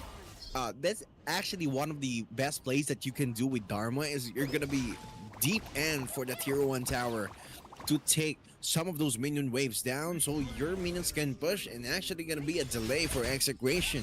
Mons on the other side still doing an insane amount of damage with the barrage of punches, but talking about punches, going to be EXECRATION having a hard time. It's going to be 3v2, but still goes and out and goes home with the escape. That's actually 4 members from the side for MAHADEWA. The Dharma is just not in, but still they have managed to go home and take the risk out of the play. Definitely. MAHADEWA now going to be funneling here towards the direction where EXECRATION is going to be at. It's going to be 𝐿𝐿𝐿𝐿 here leading the charge, absolutely leading the charge. And X trying to get the stun, but unfortunately it's not going to be connecting at all.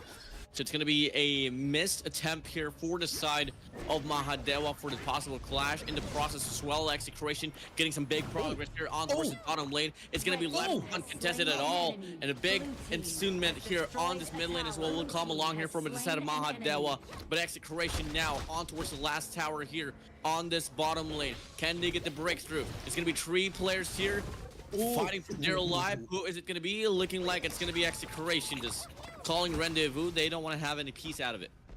This is what I'm talking about, EXECRATION, man. They have the Shadow Vanguards and actually having a Danny together pushing for the bot lane. Now they're going to be trying to expose the crystal, so it's going to be a pressure for the cyber MAHADEWA Esports. Look at that. They're going to be trying to push it, having the objectives as well on point while taking down towers. They really have the aggression going on, and I think Mahadewa Esports is just mad. Mons goes in it again for the 4-man, but still Bronze Punches coming in, not Luffy, but the Gomu no pistol. Talking about that, it's gonna be Ruffy again, taking what's gonna be traded off, but Carl still remains strong and healthy for that one. It's gonna be the hack and slash coming from the side for Carl. Bello is still gonna be living and see another day, but for Action Ready, will you be able to survive? It's gonna be hunt down for the side for EXECRATION. Danny trying to gain some information, but still Action Ready going around in circles. 1v3, but Carl is present on the other side, and it is a killing spree.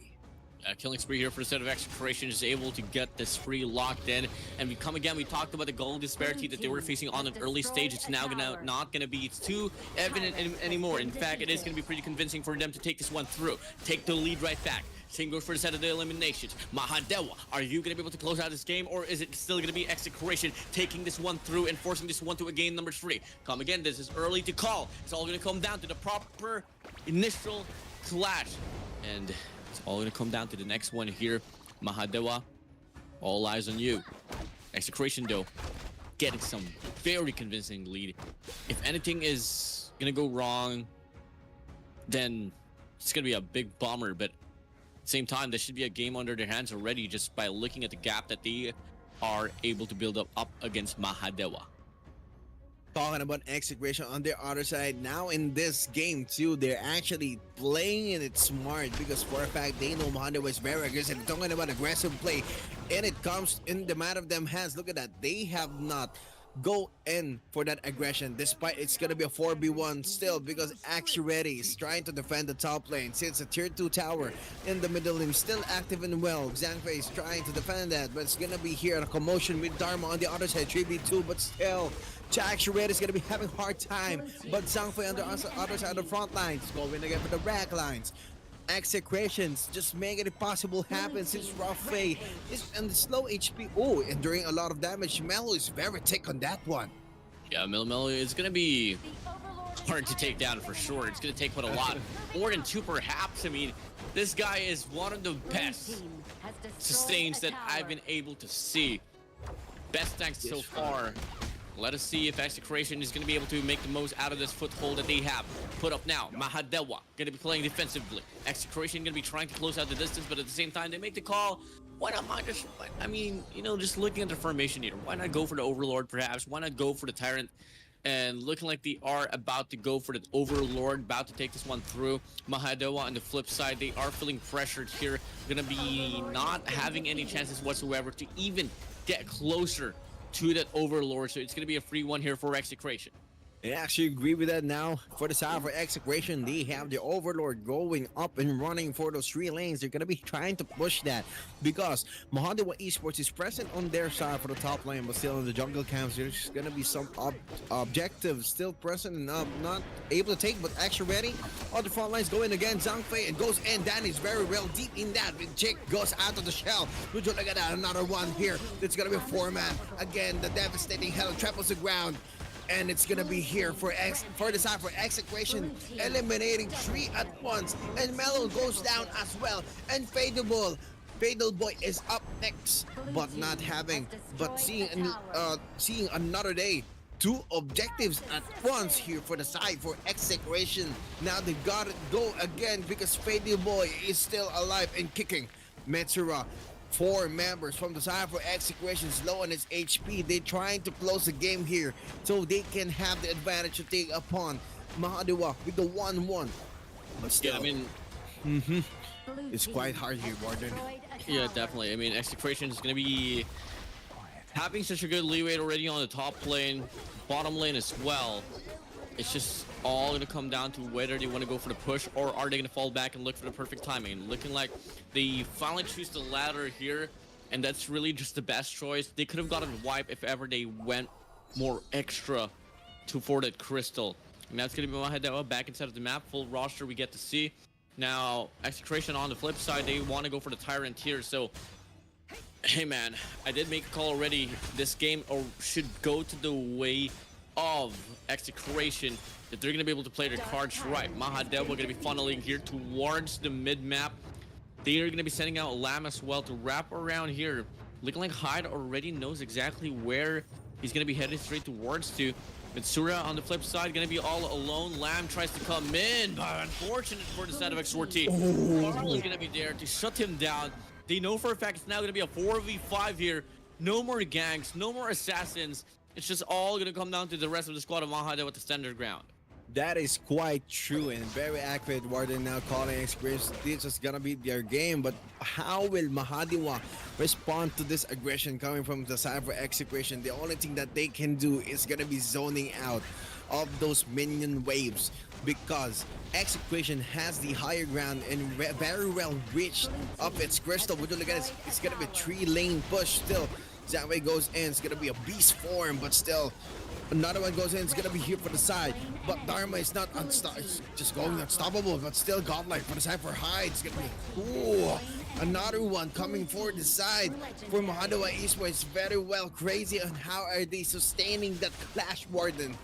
Yeah, I mean, that's really just the playstyle here for the set of Mahadewa.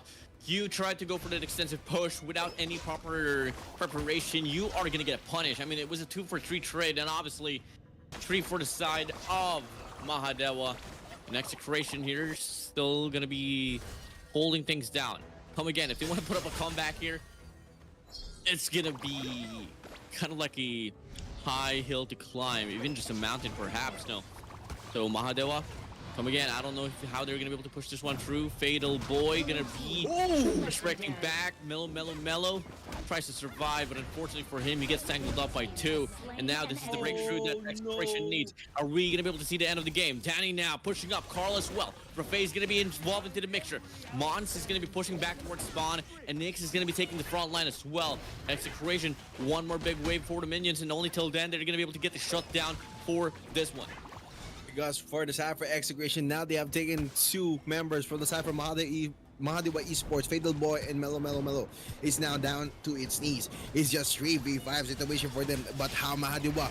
Never mind, it's gonna be a 4v2 since it's very well deep, and EXECRATION is having the comeback for the 1-1 against Mahadewa Esports. They have it in the bag.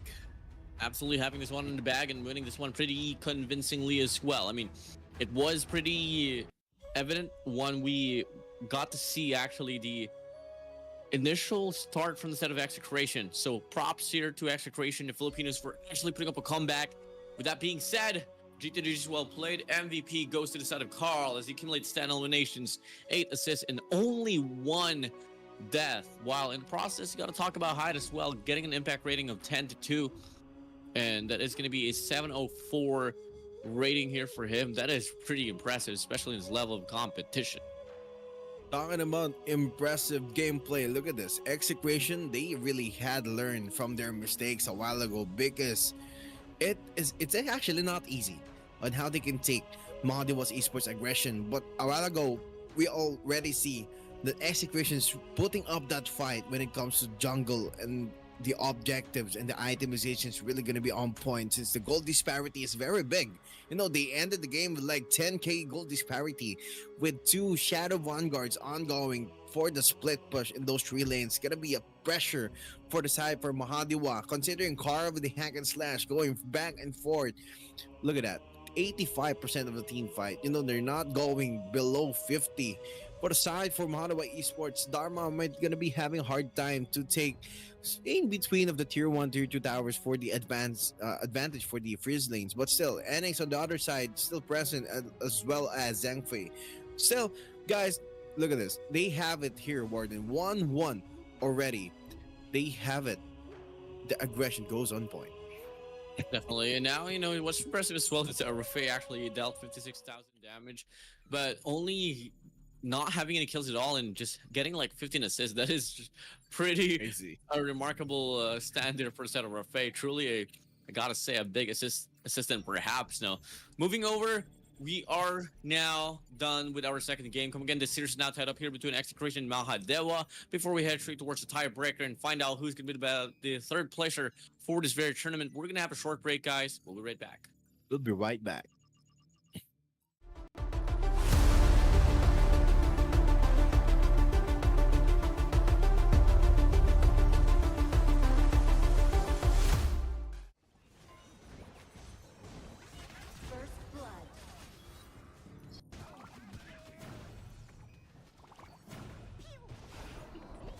team has slain an enemy. Red team has slain an enemy. Blue team. Red team has slain an enemy. Blue team has slain an enemy. Blue team destroyed a tower. Blue team has slain an enemy. Red team killing.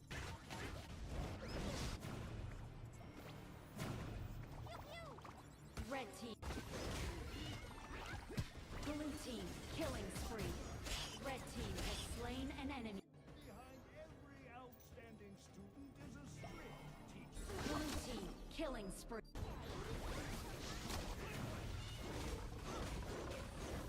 Blue team has slain. Blue team unstoppable. Blue team double kill. Blue team triple kill.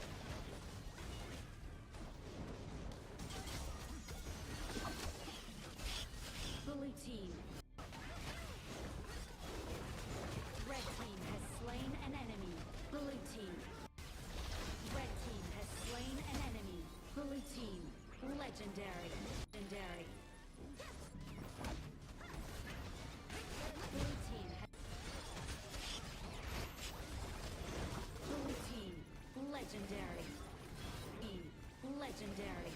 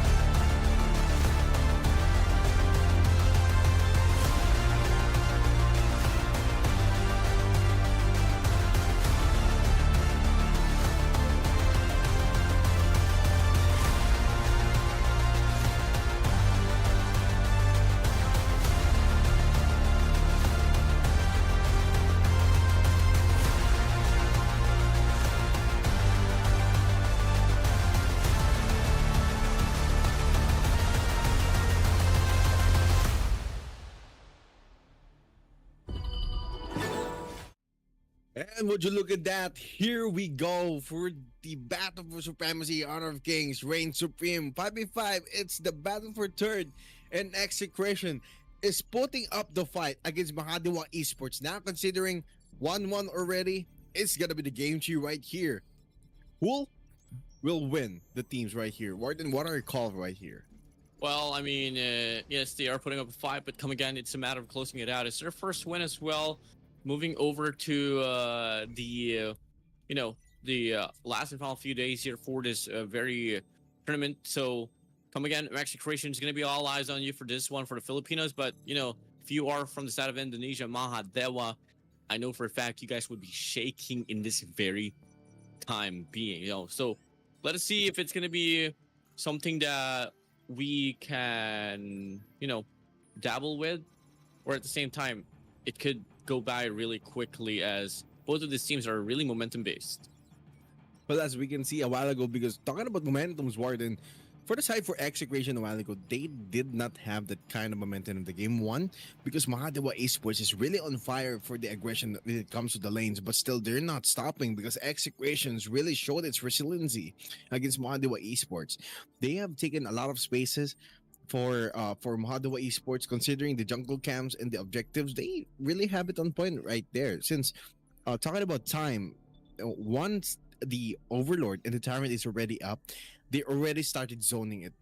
Okay, and they zone it out in a different way, meaning they have it to zone it out, actually taking the blue side or the red side for Mahadewa, or just taking one. So they have a deep end for the information on whether they can go already for the objective. So once they have it right there in their hands, it's just bread and butter for them. Just chew it all out.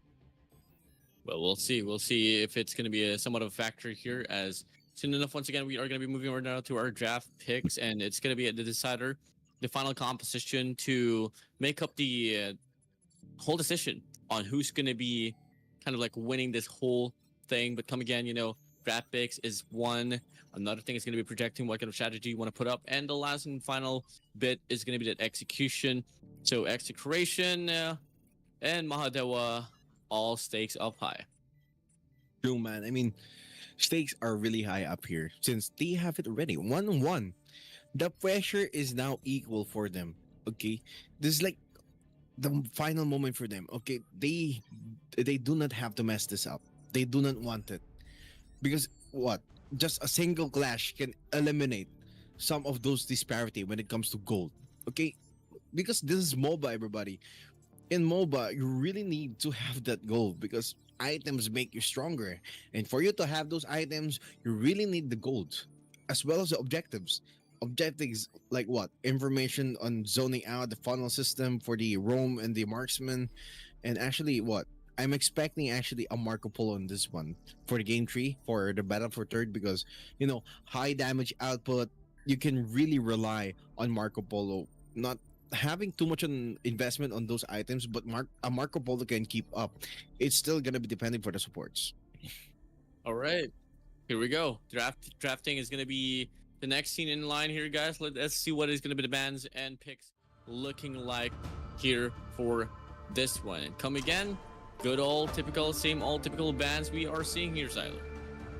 Well, for this one, since they have it already, it's gonna be who's that? Adalia ban? I know that's not Adalia though, but they have the supports going for the ban again. Well, I'm actually still expecting a Marco Polo, but I'm not quite sure if a Marco Polo is gonna be present here because for a fact that we know Marco Polo needs like a good support in a roam. So much of an investment for Marco Polo is Marco Polo is gonna be their main damage, but we do not want that since we need our players to be strong and independent for this one. And Mahadewa NX is gonna go for Harley with a frenzy. Okay, having a frenzy gives off an insane amount of attack speed than a life steal. So it's gonna be a high damage output here for the side for Mahadewa. Talking about Danny on the other side, flashes are still present. Okay, we see a Carl again for the flash. Not much for maybe for the side for Mahadewa since they have a frenzy. So some purify is still gonna be present. Still, EXECRATION, I'm sensing some very fast plays coming. when it comes to taking spaces, they can easily go out with the flash.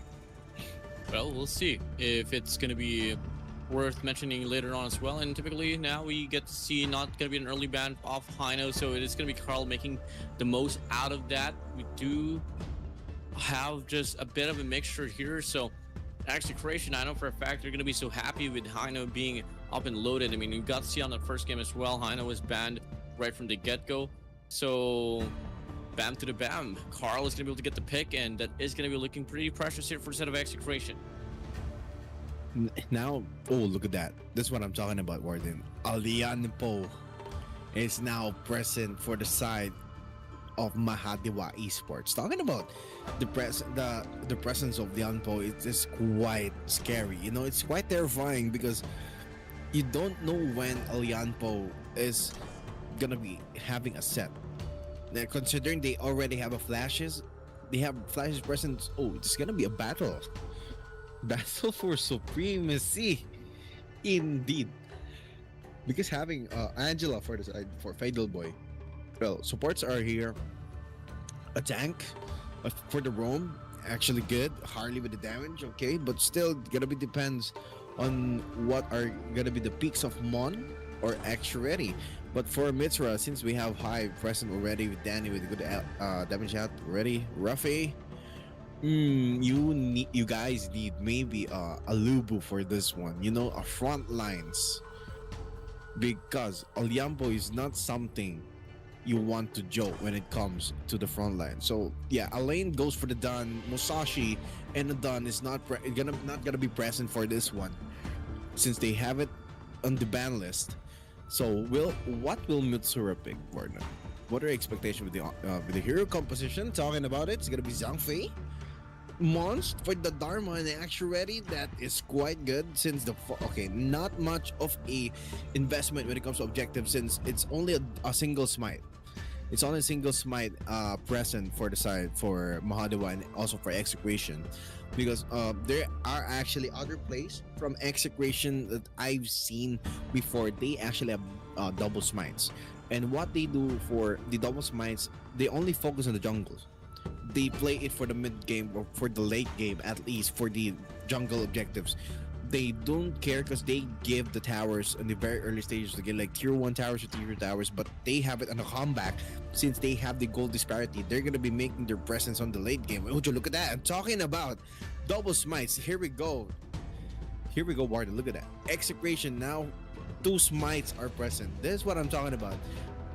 Expectations might be different, because you know every strategy has its own setting. You know, it doesn't mean that they're gonna be giving up the tier 1 or tier 2 towers because it's their playground. But they're gonna be depending because having 2 smites, so objectives gonna be on point. Maybe a split push or a overlord or a tyrant is gonna be present to take it down for the objectives. Could be the case here, but come again, you know, investing into double smites is gonna be a bit of a double-edged sword here, perhaps. Come again, you are going to be relying on the later part of the game, which Mahadewa definitely knows how to sustain themselves. It's just the fact that Mahadewa does try to excel as well towards the mid, towards an early game as well. So the main goal here for the side of EXECRATION is truly just to stay alive as long as they can, while in the process, it's going to be Mahadewa trying to put a stop onto the early part of the game, and looking like EXECRATION actually going to go for a 3-man push here in the mid map, while in the flip side, Mahadewa is going to be doing the same old default now. Here we go, a bit of an exchange here. EXECRATION, Rafe going to try to fall back for a moment, and I'm not really expecting quite a lot to happen here, but it's going to be a Nyx obviously getting tagged up, nearly getting taken away. Fortunately though, does get the heal up as well, but at the same time, you know, if you are going to be overextending just a little bit, it might just be your demise. Yeah, talking about the demise, because Mahadewa Esports, they have it here. Jungles are really on point for the side for Mahadewa Esports. They're not letting go of their jungle camps, because EXECRATION, they have 2 two smites that are present for their side, so they're not gonna be letting that much of a go. Because since look at this, Mahadewa, they're taking a lot of damage, trying to endure it. 𝐊𝐈𝐍𝐻𝐿 goes in, it's gonna be an immune coming from the 𝐊𝐈𝐍𝐻𝐿, but still execration. Dan is just gonna be taking some damage right there. Because Mitsuru on the other hand is trying to go aggressive for that poke. So not much, because since look at this, 𝐊𝐿𝐻𝐿 2v3 situation, I think it's gonna be very hard. This one's gonna be 4-man again, going for the first blood maybe, but not much for the delay. But Enix on the front lines going in again, but 𝐊𝐿𝐻𝐿's gonna be going out. The Mellows just not dealing some of those damage because 𝐁𝐅 on the other side, high damage output indeed. So a clash commotion comes in for the initiation, but not much. It's gonna be a delay since 𝐁𝐅 here and 𝐊𝐻𝐻𝐿, they have it in the bag already, but still 𝐊𝐻𝐻𝐿 on this have low HPs when it comes with 𝐁𝐅 against Mellow and Enix, unfortunately. But still, look at that. It's gonna be just a matter of seconds. They have taken it one. It's gonna be here, MAHADEWA Esports for the first blood. The aggression is up again, Gordon. Definitely, and now we get to see EXECRATION here. Is going to be pushing up Swell here towards the bottom lane, but Mellow is going to be right there. Fatal Boy just try to go for the cut, and that is going to be another slay here for the set of MAHADEWA. Come again, EXECRATION. Job is for you to sustain, not give any more opportunities here for the set of MAHADEWA. And clearly, the first initial steps is not really going to their way here. Mon's gonna try to find a means to push Hyde back, while he does get the accumulation as well here for the minions. In MAHADEWA, all they gotta do is like reach around like level 7 and 8, or perhaps and try to go on a spree, and only till then the progression here for EXECRATION's plan is not really gonna be happening at all. We do get to see 𝐁𝐅 here getting tagged up. It's gonna be another slay here. 𝐁𝐅's gonna be all alone up against 4 players. I mean, that is just so unfortunate for a set of EXECRATION. Dropping 3 already, only 3 minutes inside of the game. Now, 3 minutes inside of the game. Every minute, they're going for the kill.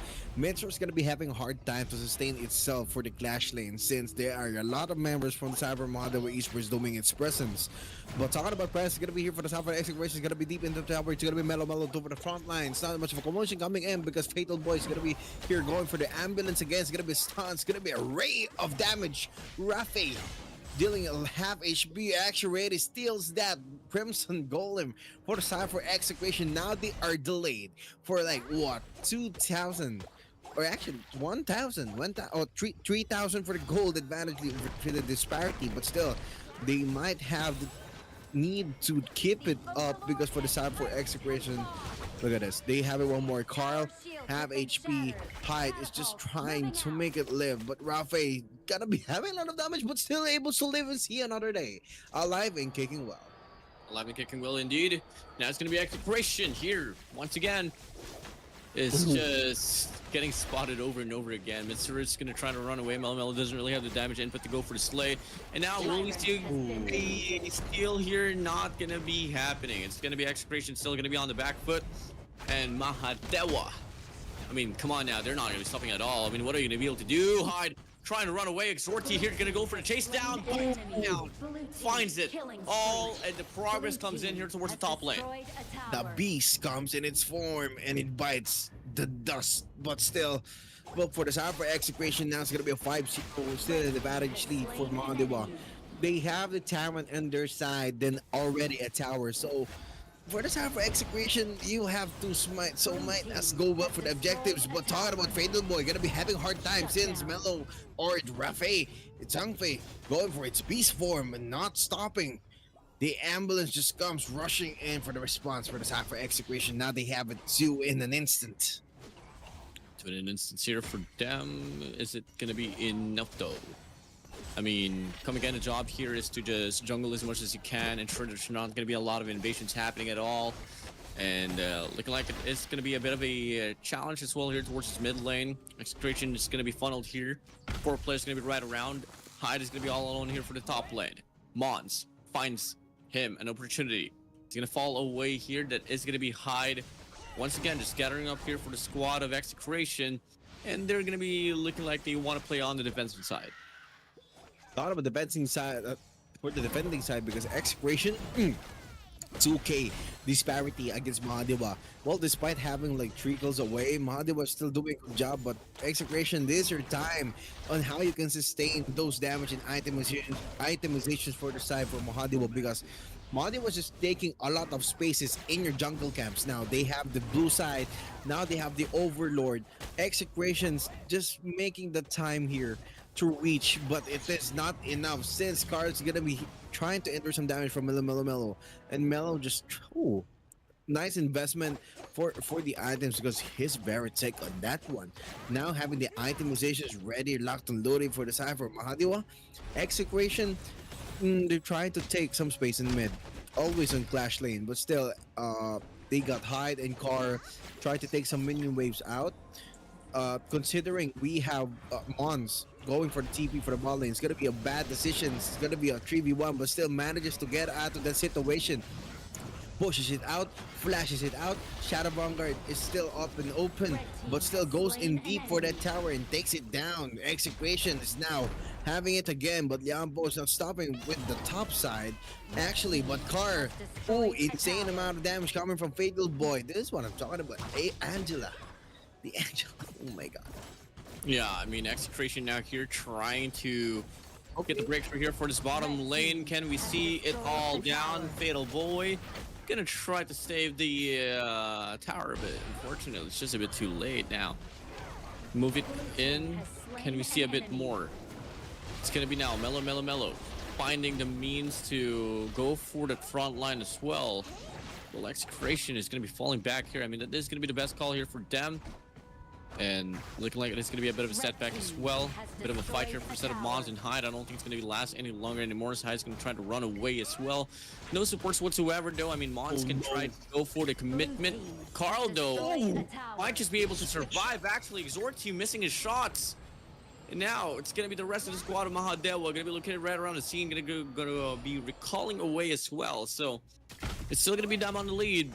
But it's not looking as convincing as it was right from the start. Execration has been doing a great job on how they can sustain its lanes, because they have 2 towers down for the side of Mahadewa, but still gets traded it off. They have the advantage of what, 3k now, 2k gold disparity, but Mahadewa still having those objectives. So up and running, Execration, you need to have those objectives since the tyrant is now up. You need like a 2 minute and 30 to take those buffs. And talking about buffs, Melo's just gonna be having a hard time to take some of those clashes, because Angela on the back lines is not gonna be Melo is just waiting. But the information goes in, able to steal, but still Execration has it in the back. They have the tyrant now, 1 minute and 30 for the buffs, and how they can push the lanes is gonna be helpful for them. Definitely 𝐁𝐅𝐒𝐕 here gonna be caught in a fight up against Hyde.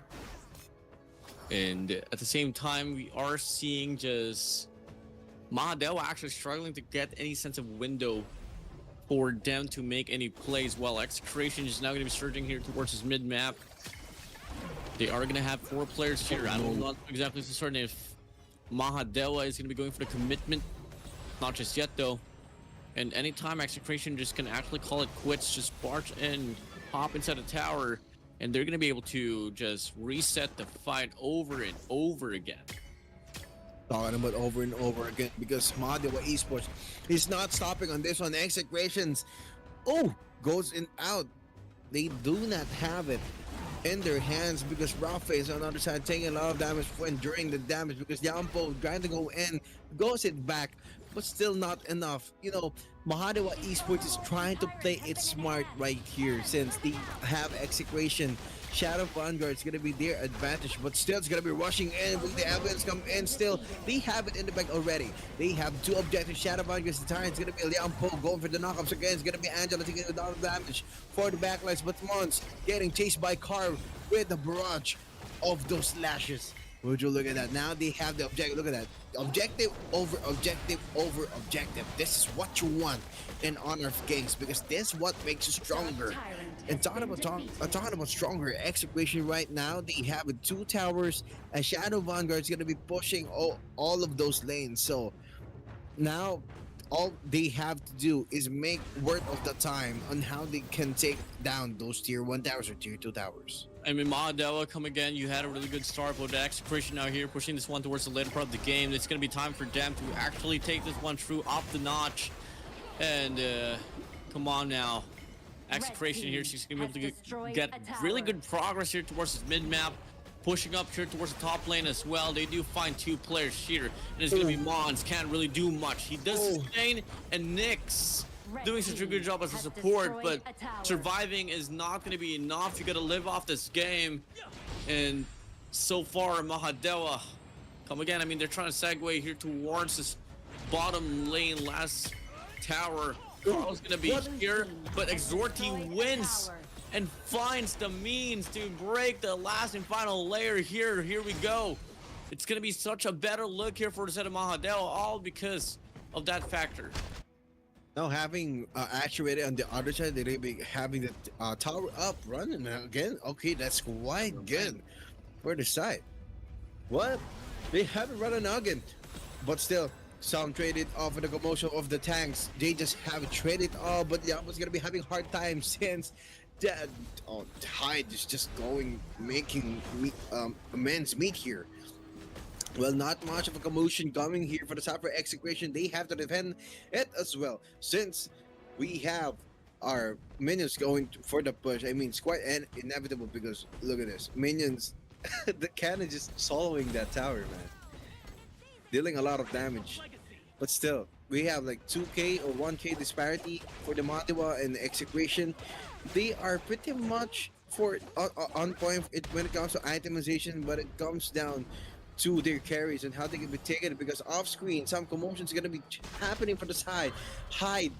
Trying to hide because Actuator is just going for the aggression again. Now they're gonna be taking it. The tier 3 tower is now down for the high ground for the side for execution. Mahadewa now have the chance because the crystal is now wide and open for execution. But still, Danny versus 𝐷𝐿𝐿𝐿, but Zhangfei for the ambulance goes in, and again, not much. Playing it smart, execution is not much of an aggression because you have your towers down. So they have this one thing that they cannot mess up, because since their tier 3 towers now down for execution in the bot lane, one wrong push or one wrong clash can end their game. Yeah, I mean, definitely going to be wide and open here for the bottom lane, but it's going to be much more better as well if you can get some progression as well here towards this mid and top. Execration could absolutely convert with this one. I mean, Rafay can hold this one down, but unfortunately Hyde can't do exactly the same. 𝐁𝐅𝐒𝐓𝐕 now is going to be able to find the connection, and Nyx now has this wide overview here for this bottom lane, while the rest of the side of execution here is going to be revolving around the vicinity of this overlord. And I think that might just be the best call here for them if ever they tried to get that one later on. But it's going to be a Nyx actually, and 𝐁𝐅𝐒𝐓𝐕 putting a lot of great damage to the crystal. And they end off this game with a segue. Wow. A segue, just a simple segue from that one. A quite of a distraction coming from the side for Mahadewa Esports. Just having like Hyde on the other side trying to defend itself for the crystal, but still, this is what I'm talking about. When you have your tier 3 towers down or the high ground, you have your crystal wide and open. So just one wrong clash, it might be the end of your game. And would you look at this, Mahadewa Esports, they are able to take it down, and they are the 3rd placer right here for the Battle for Supremacy. Honor of Kings, big congratulations to you. Yeah, so props here for execution for finishing off 4th for this very tournament. It's just gonna be the boys of Indonesia, Mahadewa, claiming this one through. And man, battle for 3rd MVP, 𝐁𝐅𝐒𝐓𝐕, we go. Yeah, I actually agree, man. You know, for the side for Mahadewa Esports, they have really ended the game well, considering what Enix and Melo and Actuary 0 deaths, as well as Danny for the side for execution. But yeah, big congratulations for the side for Mahadewa Esports. You have secured yourself your 3rd place here for the reign supreme of the 5v5 Honor of Kings for Battle for Supremacy execution. There are still more tournaments out here and more tournaments for Battle for Supremacy. So that is going to be concluding for our Battle for 3rd, Warden. Yeah, the GG's well played for this battle for 3rd. Come again, guys. This is Battle for Supremacy. Thank you so much for our sponsors for just making this whole thing possible. And at the same time, you know, Team Dow, the presenters of this very tournament, all eyes on you for this one. And with that being said, guys, Job's not yet over. We still have another series to go. It's going to be Blacklist International up against the boys of NANOBOT. It is the Battle of Myanmar up against the Philippines, and that's going to be something you guys will be seeing right after this break. We'll be right back, guys. We'll be right back.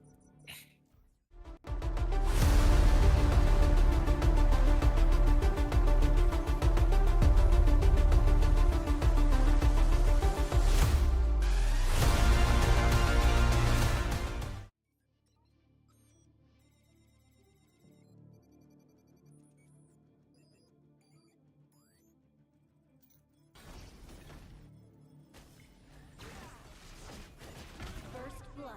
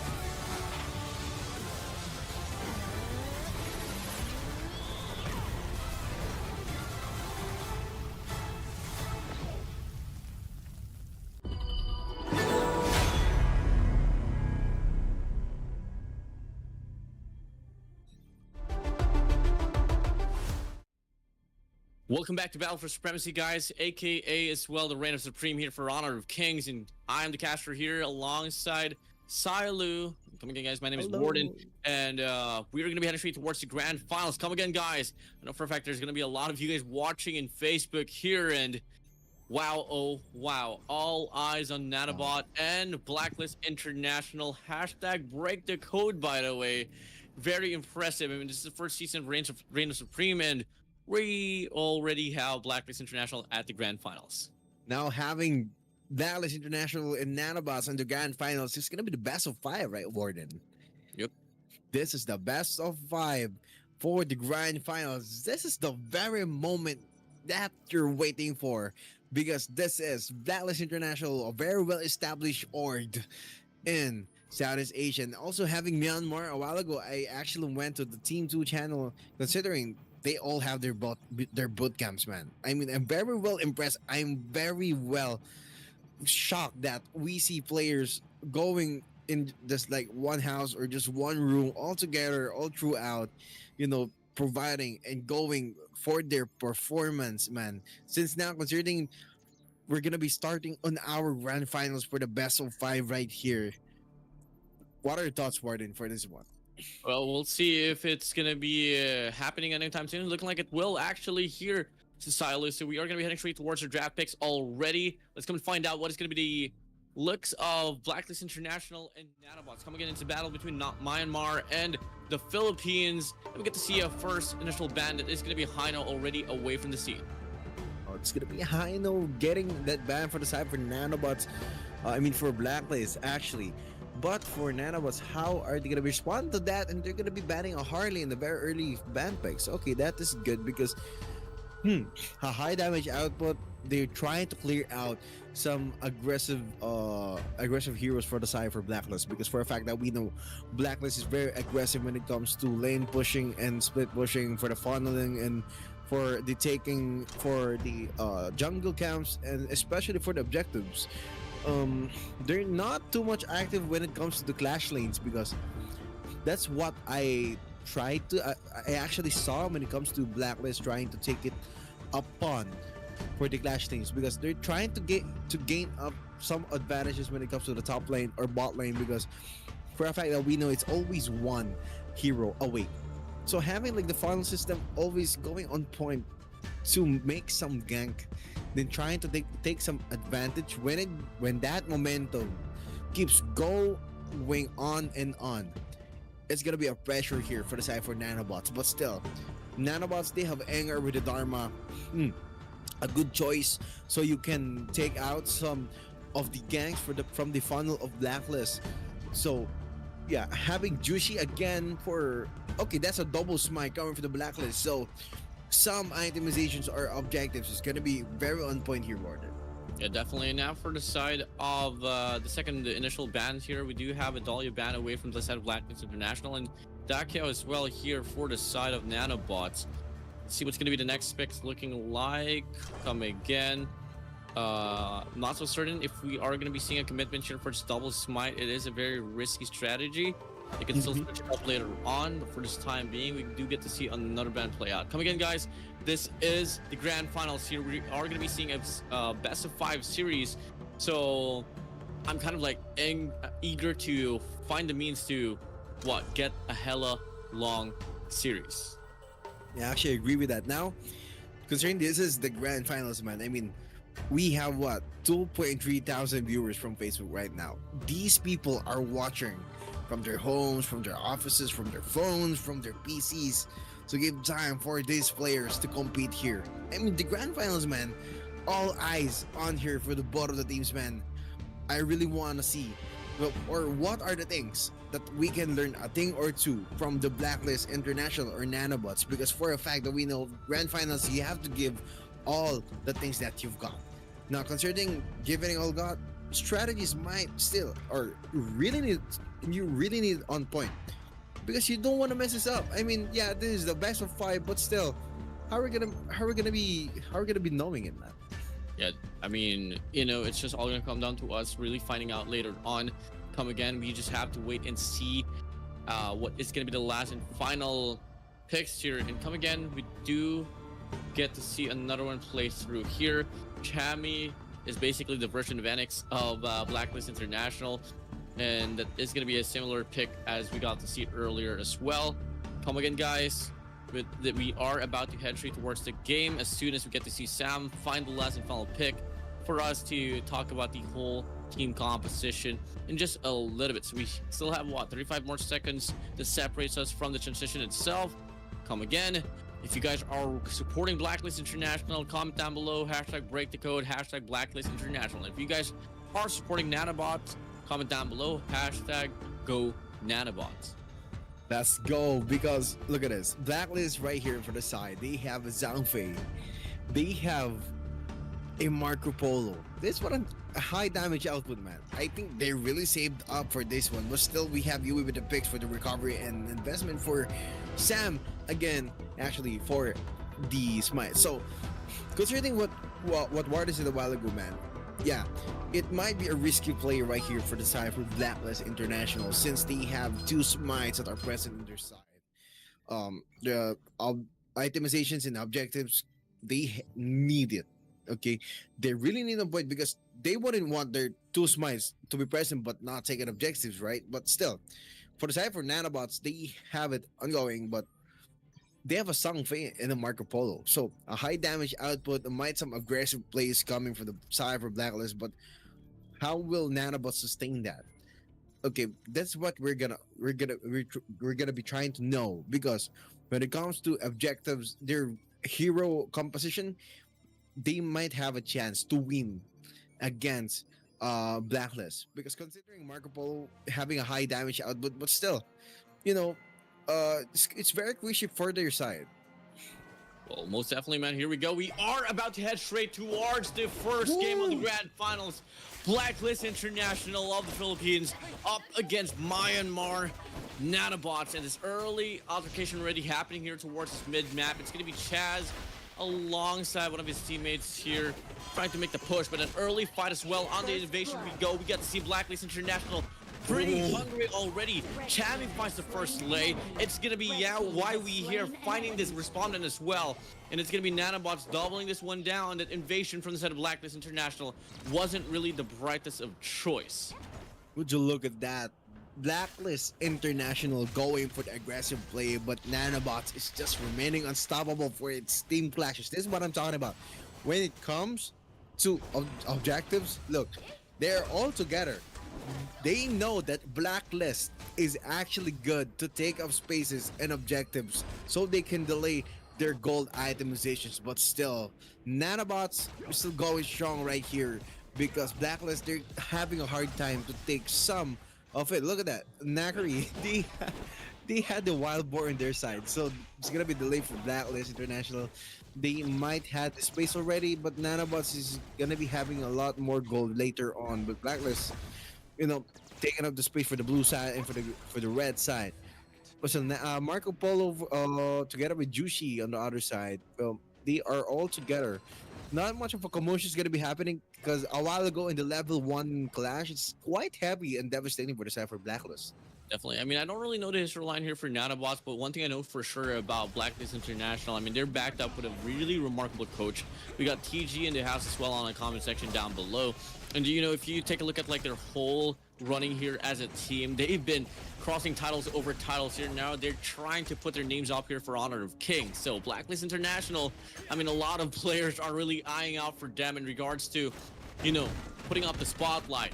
NANOBOTs on the flip side, they don't really have the fan base as much as Blacklist International on the comment section down below. But I know for a fact, you know, there are some people that are believers that NANOBOTs can actually take this one through. And half of my heart is actually going to be leaning towards that side as well. Let us see if ever Blacklist International can just stay dominant, exactly how they've been doing it all throughout the tournament. In the storyline here for the set of NANOBOT, I mean, right from the start of the game, right from the start of the tournament, they haven't had the most convincing start. So Blacklist International does have the statistics in line to victory. Let's see if it's going to be immaculately happening here for this grand finals. Because NANOBOT's actually a quite smart gameplay they're trying to display out of Blacklist, because, you know, considering Blacklist, they are good in taking up spaces, NANOBOTs is just going on point for the steals again. I think that is the reason why the Blacklist have two smites, because for a fact maybe they studied their opponent. The nanobots are actually good on taking up much spaces but objectives on their own. Considering their past few games, I think there are some that they have taken a lot of the objectives for the efforts of the opposing team, but the objective just goes to them.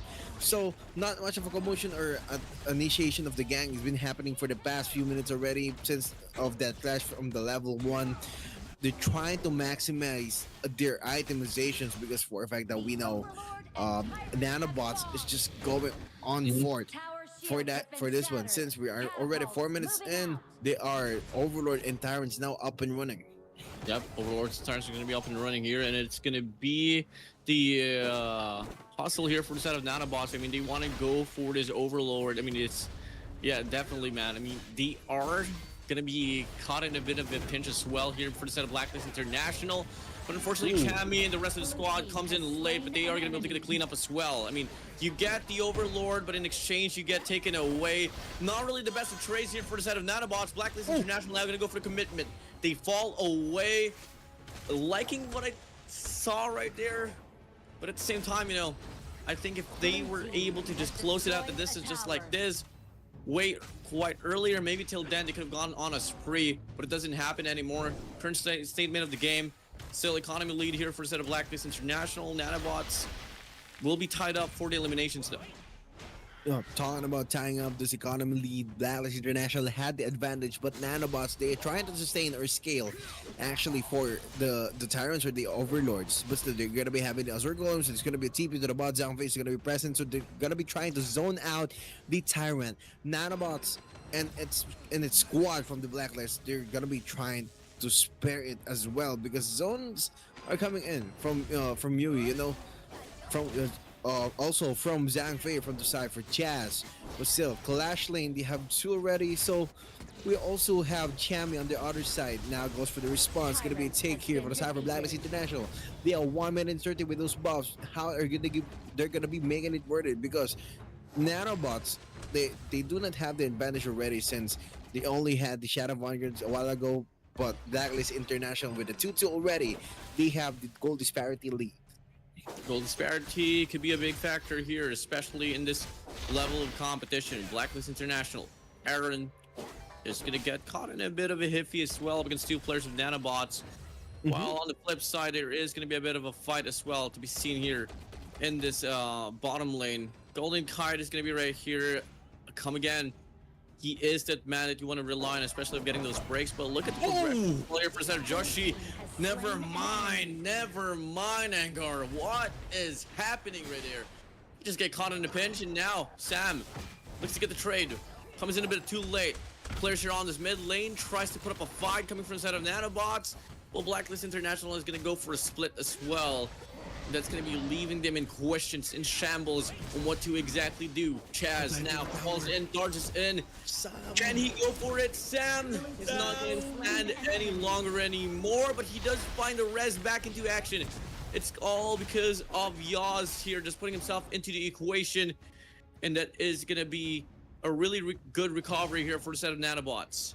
Would you look at that? This Blacklist International on their side, trying to make amends meet, because for a fact that we know a while ago, Blacklist, they tried to split push. They have taken down Sam or Anger a while ago in its very early stages, trying to take the Crimson Golem. Now having the ambulance from nanobots with the response, Blacklist International has the information right now so they can take down the tier 1 tower. They had the advantage a while ago for the jungle camps. That's the position that you wanted to play when it comes to MOBA, man. I mean, the jungle camps are going to be on point. The split push, since it's going to be a response for the side for nanobots, Blacklist was able to take it. Now, it's going to be maybe a pincher move for Engar, since 𝐊𝐕 and Marco Polo is still present on the bot side, but still they're going to be taking some spaces on the red side for nanobots. Jushi on the front lines with a 1v3, not knowing there's 3 from nanobots. Blacklist International, see, a response comes in from Yaz. Gonna be here, Marco Polo dealing some damage, a lot of damage. Gonna be nailing some milk because Enger is now down. One more from the Marco Polo, but still engages and initiates the fight. Not much of commotion, but still 𝐊𝐕 goes in and barrages and dunks it in. 6-2 from the side for Blacklist International. Nanobots had the very first start for this one, but Blacklist just remaining unstoppable. Nanobots, I mean, you gotta take up so many objectives on this one, since look at that. They have taken 2 from the side for Nanobots. Now they're gonna be taking the Overlord. They're gonna be having the advantage, Warden. It's gonna be easier said than done, though. I mean, Nanobots, I know for a fact they're trying to aim for the objective. It's just the fact that, you know, the offense from the set of Blacklist International is just so hard to deal with. Is off in this very moment. While you get to see Nanobots here is going to be grouped up, they are going to try to just find the perfect opening here. And I think if ever they do catches Chaz and Golden Kite, they might just be able to convert with this. But at the same time, the hesitance is going to be coming into their way, and I can't really blame them. The gap for the economy is very high right now. It's right around a 6,000, 7,000 economy gap here. Blacklist International, of course, is going to be on the lead. So Nanobots, it's all going to come down to how they're going to be able to endure this wave. And if ever they do, can they put themselves back here on the driver's seat and cruise themselves away from this mess? Now having Marco Polo on the other side, going for the front lines, but still, 𝐊𝐈𝐍𝐆𝐒 is still active, alive, and well to keep the support up and running, because that's for a fact that we know Marco Polo needs a good support in a roam for this one, for the strategy to work, because it's going to be a 5-man shockwave coming again for the time of Blacklist, but still Nanobots is still here. It's going to be a 5v5 moment for the Clash lane. Overlord and the Tyrants are now in hand, since it is a 10-minute mark, but they still have the the Vanguard is going to be pushing on those 3 lanes, but still an advantage. Now tier 1 towers and tier 2 towers are now down for the side for Nanobots. Only thing that's left is their high ground and the tier 2 tower from the middle. Now Blacklist, they have it zoned a while ago. Now considering they have it in the bag, Nanobots gets the steal. Wow, it's going to be help for them for the defense. It's going to be a big hill, of course, but at the same time, the graph here for the economy has been skyrocketing ever since we entered the 2.5-minute mark, all the way down now towards 10 minutes and 40 here. It's just them having plus 10,000 in regards to the rate for their economy. You come again, you can put up like really great defense, but as we all know, in regards to items, it plays such a huge factor on why this game is already written over here for the set of Blacklist International. Can they break the code is the question. Let's come and find out as we get to see a bit of a clash here towards this mid lane. It's going to be YW finding the means to get into the front lines. I mean, you are the tank for sure, but the damage is just so astronomical here for the set of Blacklist International. Chaz is going to fall back. Chami is there to support as well. And it's going to be Nanobots here just playing so defensively. No progress whatsoever here for Nanobots. As we are soon going to enter this late game, they don't have much progress. They don't have much economy compared to Blacklist International. It's going to be right around like a 30% chance for them to break through away from this. Yeah, actually with me now. Well, I like how Nanobots are trying to scale up against the team clashes when it comes for Blacklist all being together. Because a while ago in the Clash lane, they already had the information that Blacklist are going to be going for the push already in the Clash lane. Nanobots with the response, they also have the 5-man up and ready in terms of clashes, and look at this, they're just waiting for the good moment right here, but Chami goes it, but not much of a commotion is going to be happening. It's going to be a delay for Blacklist. Nanobots still standing strong and healthy for the mid-tier tower. But still Marco Polo and 𝐊𝐈𝐍𝐿 is going to be a pincher move for the bot lane. Not much of a commotion is going to be happening since they're going to be moving into the top lane. They're going to be trying to destroy the tier 3 for the high ground to expose that crystal. Golden Kite's just kiting it away with the golden hands, but still, look at this. And Nanobots, they're not giving up on each other. How much defense you can give is what they're gonna get. I mean, just one more layer here for Blacklist International to get a breakthrough, and that is just going to be the wave off here. I mean, if I was on the side of Blacklist International to ensure that they're going to be able to take this W here for this very map, I mean, for this very round, they might just have to wait out the Overlord and Tyrant here before anything else. If ever a clash comes in, they do have that advantage already. The items is just much more complete here for them. I mean, a bit of a run for the side of Nanobots to go for. And once again, I think it might just go down to another heavy clasher that might just have to come through, led by Blacklist International right around this bottom lane. And Chaz does meet Sam here off Kaiser. Oh, Gonna be trying to go for some sensitive opener here. Angar is gonna try to invest himself into his display, but come again, the gap is very big here. You can't afford to just drop in just like that. There is gonna be a trade here back and forth. This mid tower is already gone. Bottom lane as well is about to get destructed. So still, Blacklist International 1-for-1 trade, but they're still gonna be on this very dense lead. well, that was an amazing trade from the side for Blacklist International. Now, considering that they are down, Black Jazz, the support is down, Zhangfei is down. Good trade, but they have the towers going pretty destructive right there since it is exposed already. High grounds tower from the side for nanobots they're gonna be having a hard time to defend that because they have the tyrant. The buff is on its hands for the side for Blacklist International. Blacklist International. Overlord is now going to be out. Tyrant already claimed. Are they going to go for the play or are they going to fall back? Looking like they are still just going to be jungling away. And now they want to go for this Overlord. Here we go. Joshi now finding the means to go for this. No players from the side of Nanobots is going to be right around the parameter. So that is going to be a free Overlord here for the side of Blacklist International. I mean, I just best believe that should be the dagger already to close out the deal as we get to see the defection. Oh, Joshua finds it all down. It's now going to be Nanobots here, funneling here right around the top right sector of this map. Invasion comes in. Does it even have to go to that way? 4 players from the side of Nanobots falls back. Blacklist International here about to go for the break as the Vanguards try to kick in, put themselves into the mix. 3 lanes going to be occupied. Blacklist International, are they going to wait for this or are they already going to go for the push and looking like they are just going to be playing for the time? Nanobots well ready to go for the clash. This might just be the biggest fight of your life. Let's come and find out who's going to be able to win. Because the Vanguards are going to be coming in for the side for the 3 lanes, but still, Nanobots are going to be standing strong and healthy for this one since the only tier 1 tower or your tier 3 high grounds are still up and running, but it's gonna be getting destructed for the side for Blacklist International. Look at this. I agree with Martin. This might be the biggest fight of your lives because this is the game 1 of the best of 5 for the Battle for Supremacy, Honor of Kings, Reign Supreme. And Nanobots is just going to be standing strong, but still, Blacklist is going to go in again with a 5-man shockwave again, but still, Nanobots still standing strong. They have it delayed. How are we going to be defending this since they have it knocked up in there? It's going to be a double kill right here for the side for Nanobots and also for the Blacklist. They have sustained it very well, but Angar just going a barrage of punches, but still Nakari is still alive and well. It's going to be resurrected again. It's going to be a 1v2 situation. It's going to be an aggression coming from Nakari, but still he is alive and well to defend against Blacklist International, and they have delayed the push, and Blacklist have failed to do their task to take down the crystal in just a matter of seconds. I would say it's still gonna be like a 50-50 rate here for either Blacklist International and Nanobot. Not bad of an attempt. It was such a good call there for Blacklist International. Just better defense this time around here for Nanobots, and obviously Nakari finding the means to really get the breakthrough for this one. Now it's going to be a call for the reset. Every player now is going to be coming in. Only one is going to be delayed here, and that's going to be Angar and Aaron.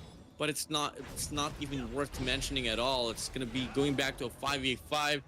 Are we still going to be seeing Blacklist International be eager to get the break already? Or are we going to be able to see another setup here off that Overlord or Tyrant? I actually agree with that because for the side for Nanobots, they have been doing a great job to defend the crystal since they have no towers up and running. The crystal is now in its quarter HP, trying to gain some HP again. Nanobots, I mean, you have that one final push. With just one more, you can turn the tables around against Blacklist International since you're gonna be keeping up with the economy lead. Again, with the 10,000, I mean, these players pretty much have their own itemizations ready, locked and loaded in their inventory. But for Blacklist, yeah, Aaron, as we see from the side, with Marco Polo, just one good clash, they can end it in like seconds. They're gonna be taking the Tyrant as well for the buffs. They're trying to secure that win, but off screen, the commotion comes in for the top lane. Oh. Not much jammy, and doing some damage from 3 members from Nanobots, but still. See, this is what I like about Nanobots. They are all keeping it together. When it comes to defense, they are all together. They're not giving it away. They're not giving up those positions because Blacklist International having the Tyrant buffs, it's gonna be an easy push for them. Here we go, another possible clash here. This time, nanobots are able to stand their ground. Overlord is going to be coming back into the action as well, but does it even matter? Looking like it is going to be Golden Kite here taking that Overlord as well. Same goes for the side of Chami.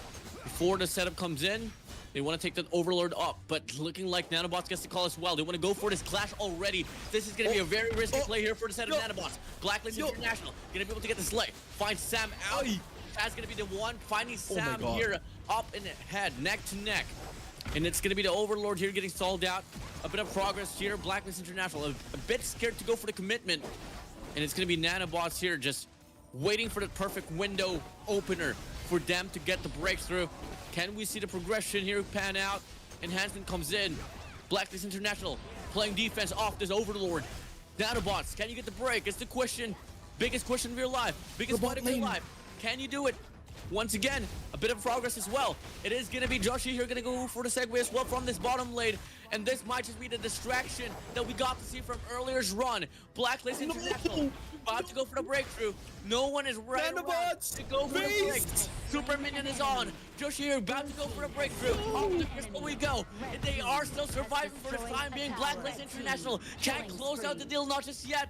And they're going to be faltering up against this clash once more. Nanobots surviving another wave.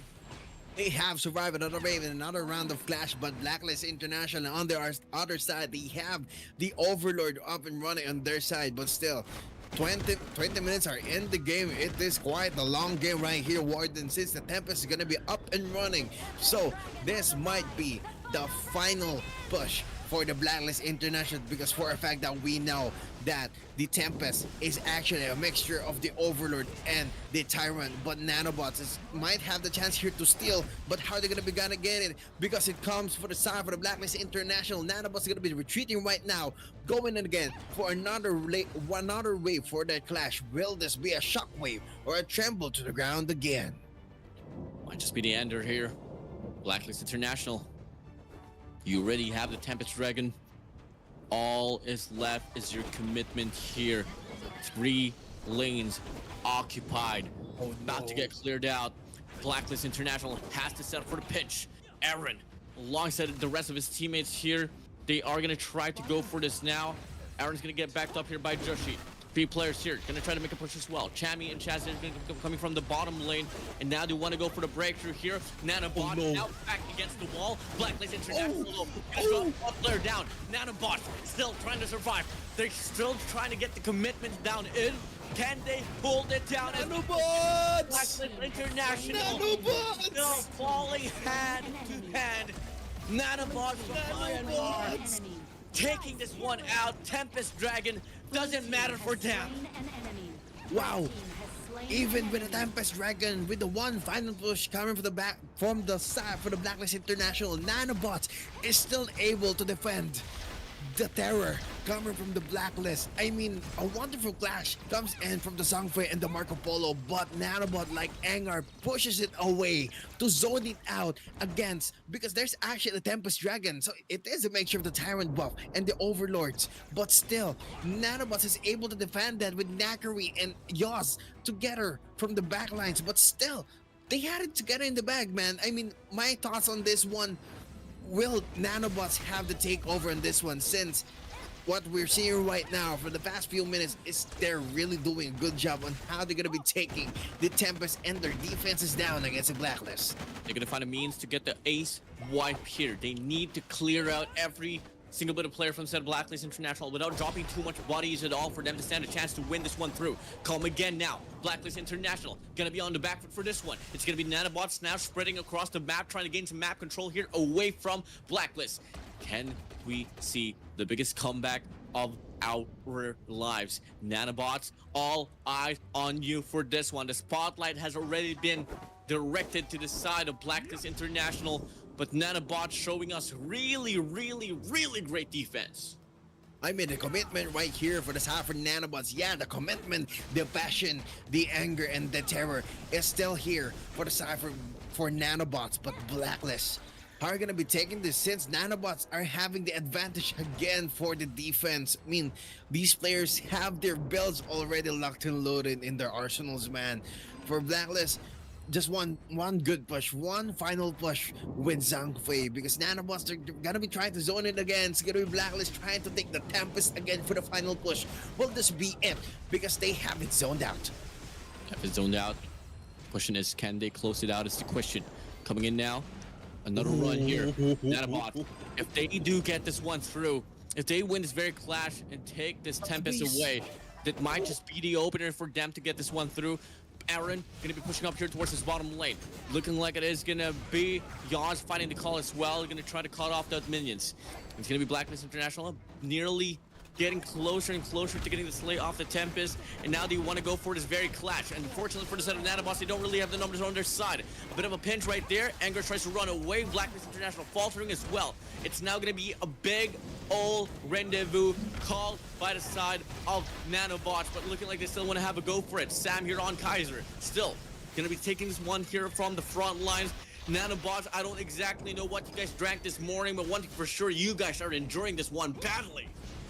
Well, I mean, as much as I can say for the 7 NANOBOTs, they have it in the bag already, man. I mean, the goal disparity lead doesn't matter in this time of the game again, because they have it the bold with the builds already. The only chance that they're gonna be trying to apply some pressure is gonna be NANOBOTs from Anger with a 1v2 situation, throwing some punches, but still, look at that respawn. It's 50 seconds, man. It's gonna be crucial right here for the side for NANOBOTs, since Anger is down. No more push is gonna be having or present to the clash. Now BLACKLIST International has the Tempest. How will NANOBOTs defend this one while Anger is out of the lobby? Terry is out. Sam, all eyes on you for this one. Can we see once more NANOBOTs endure from the side of Myanmar, BLACKLIST International, Philippines? Can we see the breakthrough? So let's come and find out. 4 players now pushing up here from the side of BLACKLIST International. 2 players here pushing up here from this mid lane. 3-2 split perhaps. Will it cut the chase? NANOBOTs here are gonna be back against the Myanmar! wall. Myanmar! Myanmar might just take the L for this one. Disrupted, destruction, abomination. It's gonna be enough for them to get the breakthrough. The game is over for this first run of this grand finals. BLACKLIST International takes the lead. Wow, what a breathtaking battle that we have right there, Warden. I mean, BLACKLIST, they have it really committed well on how they're going to be taking down NANOBOTs in their side. But still, the Myanmar team, NANOBOTs, they're doing a good job when it comes to defenses. I mean, that's what 3 or 4 waves of Tempest or clashes they have been sustaining or scaling their abilities against BLACKLIST. But still, they have it on point already. They have it in the bag. BLACKLIST has the win right here, putting some little pressure against NANOBOTs. It's gonna be 1-0. This is the best of 5, everybody, but still BLACKLIST had the point already. It might be a pressure right here for NANOBOTs, but how will the Myanmar team respond to this? I don't know. I want to see more of the NANOBOTs. Yeah, I want to see more here from the set of NANOBOTs as well, but come again, you know, they had really good late game plays. It's just the fact that early wise, no towers whatsoever claimed. It's just them taking this L pretty insanely no. But come again, that is only the first game said and done. 2 more to go for BLACKLIST International to become the champions for this one. And come again, still a long way to go. We can see that there is absolutely a massive potential here for the set of NANOBOTs. So let us see what's like, you know, the runnings of the mind of Coach TG and the rest of the squad here for BLACKLIST International. Guys, that was only the first game said and done. 2 more to go here, perhaps for BLACKLIST International. But overall, we do have a best of 5 series. So if this one has to go down to the wire, well, we'll find out. We'll find the one out later if we do get the call. But for the time being, we do have a bit of a break before we head straight towards the next game. We'll be right back, guys. See you.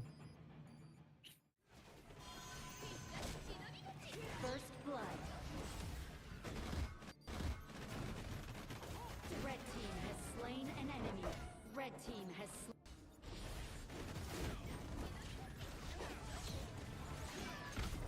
Blue team has slain.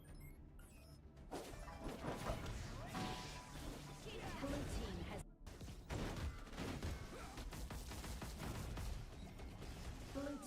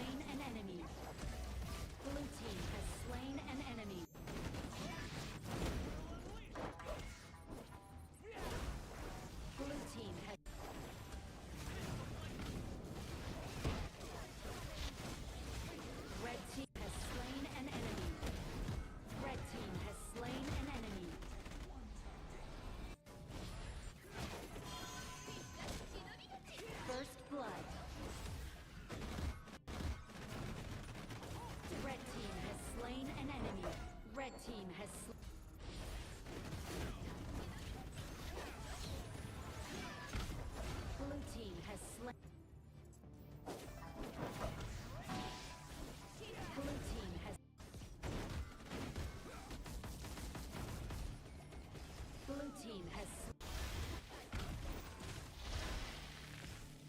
Blue team has.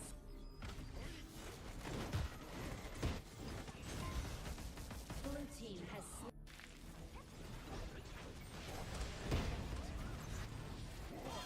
Red team has slain an enemy. Red team has an enemy. Blue team double kill.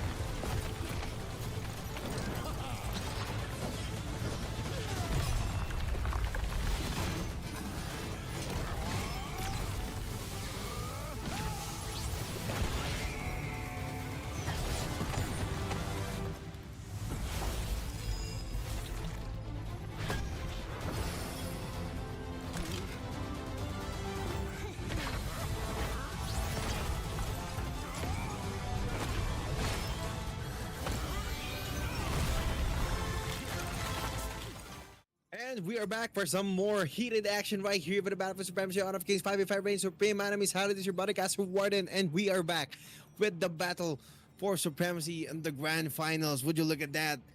Man, as I can see, Blacklist International versus Nanobots. Blacklist is remaining dominant right here, but how will Nanobots take things turn here? Well, we'll come and find out. I mean, we already at the draft picks coming in for the side of Nanobots. They already have Hino alongside Dahlia out. And for the other side, 𝐊𝐿𝐷 is going to be out as well. So this game number 2 is going to be a battle testament as well. Whether does Nanobots have that endurance, because they were able to endure quite a lot on the game number 1. So it's going to mean quite a lot as well for them to put up a fight. And obviously at the same time, you don't really want to go down 2-0 already for this grand final. So we kind of hope to get to see some sense of respondment. I actually agree with that. Now having Nakari with Harley with the frenzy again, that was actually the ban a while ago from the side for Blacklist. I think they do not want it to be shown, because for Harley, I mean, the damage from Harley is quite high, you know, considering a arrow and a golden kite, they have it in the back again. What are gonna be the next picks, man? I mean, I'm expecting, well, for Blacklist a while ago, they had the double smite. Yeah, it is quite a risky play for them, but they make it work because, you know, considering they always have the Tempest before they push, before they clash. Okay, that's for a fact that we know, and it's gonna be a present. 𝐊𝐿𝐷 then in the lane, hack and slash combo from the side for Nanobots. I mean, we're gonna be seeing some aggressive play here from Nanobots. I mean, I've pretty seen so many strategies with 𝐿𝐿𝐷 and Elaine all together with the Harley. So maybe a Lubu might be present, or a Dun.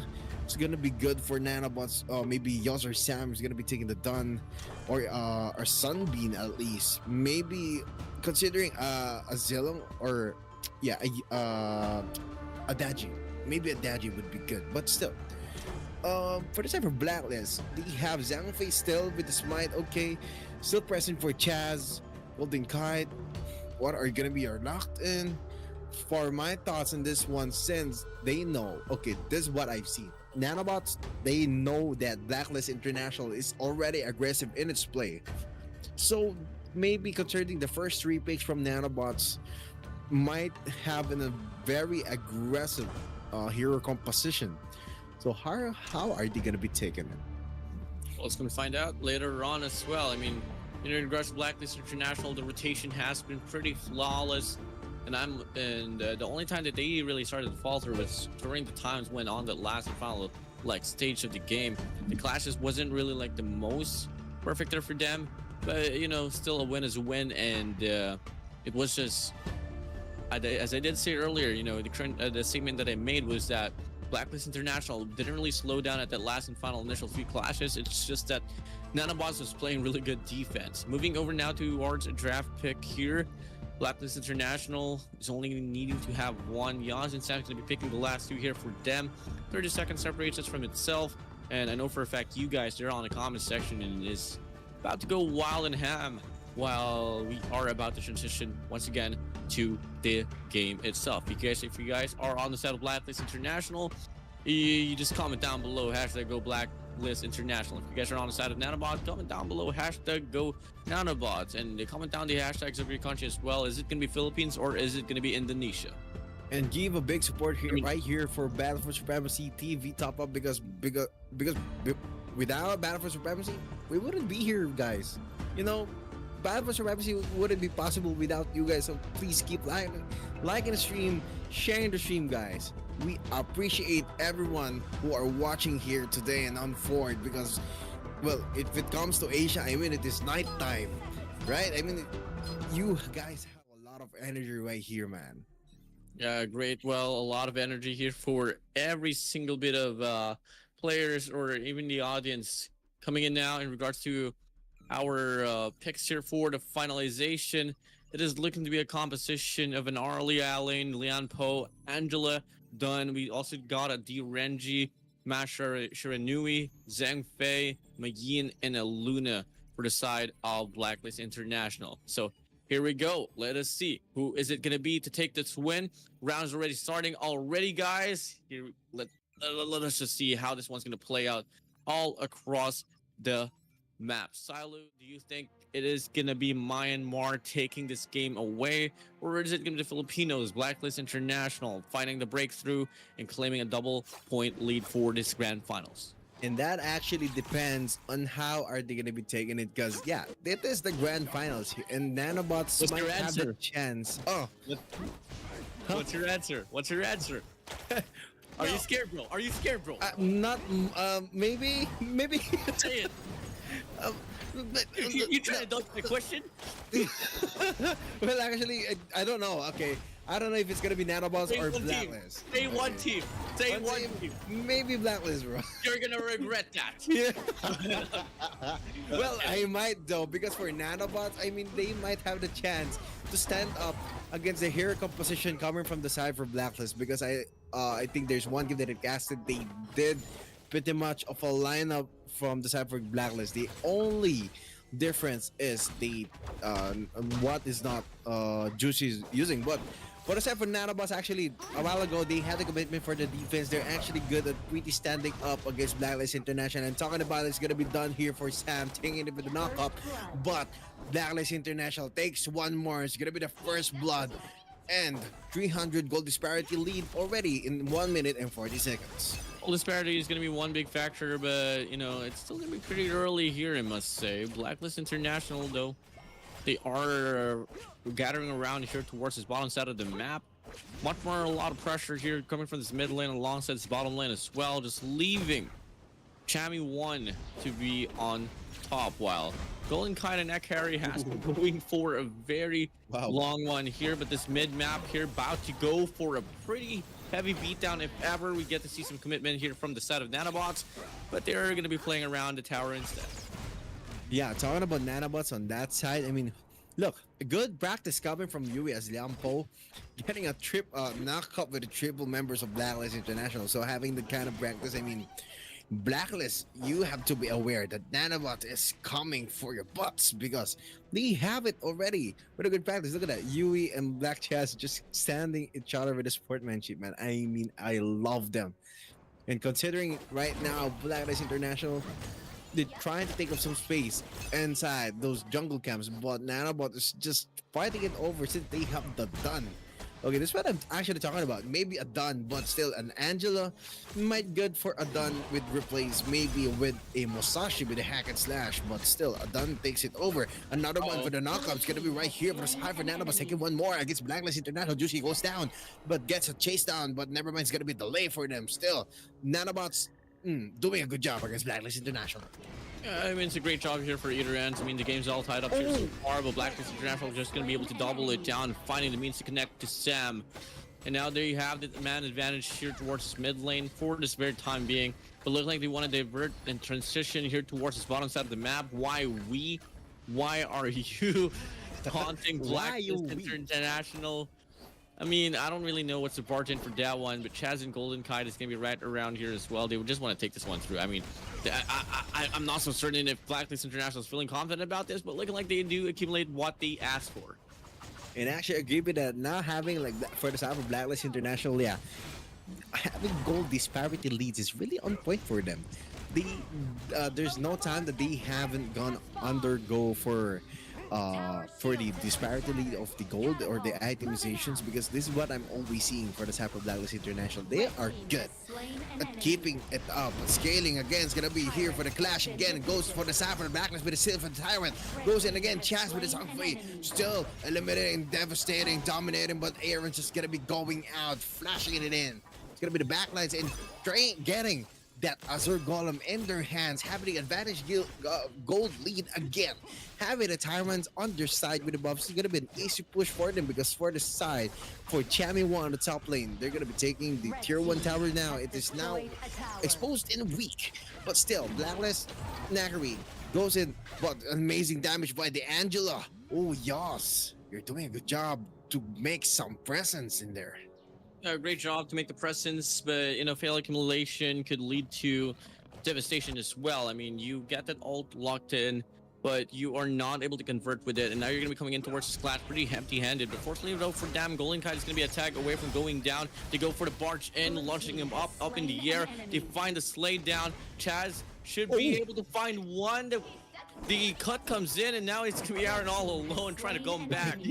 And he is able to find this initial slay as well. So now going to be 2-5 here in regards to this elimination. Sam, I mean, save yourself. Don't go for it. I mean, net carry is going to be right there, but at the same time, he is like, what, well below half HP. So it's not going to be the brightest choice for you to go for the fight. Just play defense perhaps. Yaz is going to be involved in the process as well. I mean, if they can set up for a 3-2 clash, then that might just be the best case scenario for them to try to put their names up in the board. One of my brightest decisions because Blacklist with a dark energy because the guns up for the launch of the air and 𝐊𝐕 is gonna be going out with that equation. And Angela, oh, you know, I mean, the from the players from Blacklist International, they've been trying to do a good job against nanobots with the aggression play because they know for a fact that the hero composition that they have is actually quite aggressive. So Blacklist International, they're just trying to take the objectives, trying to get that push to weaken its defenses. So they do not have that much of a confidence to take up upon the aggression when it comes to jungle camp, since the towers are down. The lanes is much one of their own faces on how they can match up against Blacklist International. But for Blacklist International on the other side, you know, taking up the objectives, especially for the towers, you know, they had the steal a while ago for the Tyrant, so it's gonna be a hard time for nanobots to take the tables turn around for the Blacklist. Angar is going to be falling back. Sam here just putting up a lot of intimidation so far. Blacklist International, though, just making in some great offense so far. I mean, they're accumulating, they're invading the jungles here up against nanobots. So, hey, let us see if it's going to be... Oh my days, Sam. Okay, come back. No, Chaz, fall back away. You don't want to fight for this. And at the same time, we got to see just a lot of, you know, catching the flow here for either ends. And at the same time, you know, it's just nanobots here kind of like left in questioning what is going to be the proper choice. I mean, wherever they go, they have to meet the players of Blacklist International.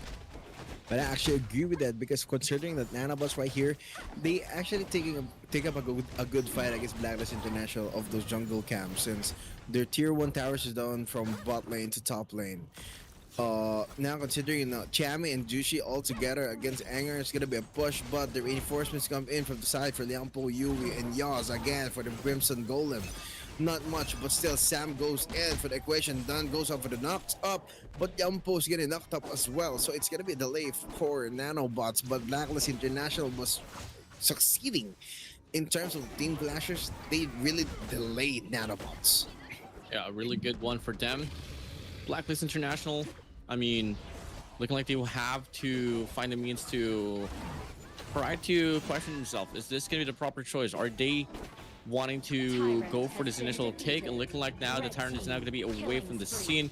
That's going to be the accumulation here for the side of Blacklist International. So, well, unfortunate first set of nanobots. And I think that really was like the start of the snowball as well on the first game, where we got to see the Tyrant already played out by the side of Blacklist International, and they were able to just run the show until it was dry. Talking about the clash right here for the side for 𝐿𝐿𝐿. Would you look at that? Gaze goes on it again, but still goes for the rampage. And Blacklist is trying to make men's meet, but still Sam, I mean, you're the prominent on this one, but it's gonna be delay again for the side for nanobots, while Blacklist is gonna be able to take one as an advantage. Now your tier 1 towers down. Nakri just goes it out again. Tier 2 towers now down for the side for nanobots for the top lane. Now Blacklist International has the advantage with the Tyrant. This is what I'm talking about. When you have the Tyrant, you have the Tyrant buff for like a minute and 30, 2 minutes and 30. You're giving yourself some time to use that buff to deal an insane amount of damage for the tower and for the minions. Now Chami trying to zone it in. 𝐿𝐿𝐿 and the lane as 𝐿𝐿𝐿 goes in for the zoning phase. They're trying to get the objective because this is the resources that they have for now, because Blacklist International is taking so much space deep ends to the jungle. Chaz again tries to take Sam. Done again with a chicken. Blacklist International going to be invading the jungle. Is come again for a set of nanobots, and they have like what, 4 players here. A bit of a mix-up as well for Joshi as he tries to take this Overlord away, but unfortunately for him, there's going to be 4 players of nanobots going to be barging in, surging in. So that is going to be resetting this Overlord for this very time being. Actually, no, that is going to be Tyrant actually getting played out now. My bad right there, rather. Yes. Now it's gonna be BLACKLIST International taking the skill off the Tyrant. And not to be said, Shadow Vanguard's gonna spawn in. And BLACKLIST International once more. It's just about to snowball this one through. Well, BLACKLIST International had the Shadow Vanguard, but the buff for the Tyrant actually goes for the nanobots. Actually, good steal coming for the side for Sam with the smite, but still Juicy doing some insanely amount of damage right there. Now that we have our Vanguards coming in for the side for the lanes, they're going to be trying to destroy it. Now, the high grounds are now the only thing present for the side for nanobots, but how are they going to be taking it? Because this is BLACKLIST International. Look at this. A push and goes in again. Oh, Juicy's just going for the poke, man. I mean, Anger with its low HP, Zhangfei's still alive and well. You know, with that kind of HP, you can still initiate a lot of fights. And Yampo, you gotta do your most amazing play right here, because there's the only chance, man. For the crowd control, you don't want to take it. I mean, the whole impact here for BLACKLIST International really just starts to snowball here all towards this early game. And now if they find the breakthrough, I mean, this is just about to be an early win here for the set of BLACKLIST International. But unfortunately for them, Jushi and alongside Champion 1 is going to be tagged up. So it's not really going to be the best for them if they want to go for the fight. And this might just be the clash here, one over by the set of nanobots. A bit too early of a break here for them. But in fact, it is going to be BLACKLIST International finding the spree locked in as 𝐊𝐈𝐍𝐿 finds one. They're going to recall back. It's going to take another wave of a reset for them to actually try to close out this game. Nanobots on the flip side, no more towers available for them. So this is just the same replication and how it went down on that first game. Yeah, I mean, they're going to be taking the towers out very well in the first early stages of the game. I mean, it's about 10 minutes already. Enhanced Overlord and Tyrants are now present for the side for both of the teams. But how they're going to be taking it, since nanobots are going for the effort to take down the objectives, but BLACKLIST was just there, able to take it and steal it. So they have the objectives themselves with what, 10,000 with disparity lead in 12 minutes. I mean, they're not yet in for their itemizations to, or their items to be invested in very well. It's gonna be a pull right here for the top for Juicy, but goes in out again, just a distraction, just applying some pressure. Water tossing is gonna be here. Yeah, it's about to end here, perhaps. I mean, BLACKLIST International already pushed up nanobots here onto a wall here, and you know, come again. One big clash is all they're gonna hope for. All three lanes, Super Minion's gonna be locked in as well. And here we go, the biggest fight of your life. Can we see it once more? Clash ensues. BLACKLIST International here. Can they go for the breakthrough? They do find one, but looking like he does end up surviving for this very time being. The play comes in now. Here we go. Chammy finds one. Can we still get the more eliminations here for the set of BLACKLIST International? And now we get to see NANOBOT just showing us how great they can defend this crystal. Wow. Since game one, everybody, we can already see that nanobots and how they can defend against the aggression coming from the BLACKLIST International. Zhangfei just goes in for the front lines, but still Juicy on the back lines going for the hack and slash again, doing some damage. And Nakari and Yui was just able to endure it, but not some long time about that. Now, considering BLACKLIST International has 9 towers down, 3 objectives. Look, they're gonna be taking the objectives together. It might be the final push right here for the side for BLACKLIST International. But how will nanobots respond in that aggression with the buffs, and especially with the Shadow Vanguards present on their side? Shadow Vanguards, Tyrants, Overlords, I mean, whatever you want. It's just gonna be a bloodbath about to ensue here. Perhaps. I mean, come on, we're only talking about what, 14 minutes inside of this game, and BLACKLIST International is already on the run, already to take this one through. They're gonna go for the setup, isolating every single bit of lane. Top lane will have that enhancement as well. So BLACKLIST International, all they got to do is just look for the perfect breakthrough, and it's going to be game number 2 for their side. Here we go, another clash ensuing here. Going to be 2 players from the side of nanobots staying from the back lines. And unfortunately, for them, it's not going to be enough to close this one out. Here we go. Can we see the break? Blacklist International One will more wave. only have one more chance to close this one out here for this very wave, and looking like it's going to be more than enough for them to do it. Blacklist International now parting, and they find another spree here. NANOBOT back against the wall. No response whatsoever. It's going to be Champion finding a double kill here. We go for the crystal. Blacklist! They get the break. Here we go. Blacklist International breaking the code. They claim game number 2.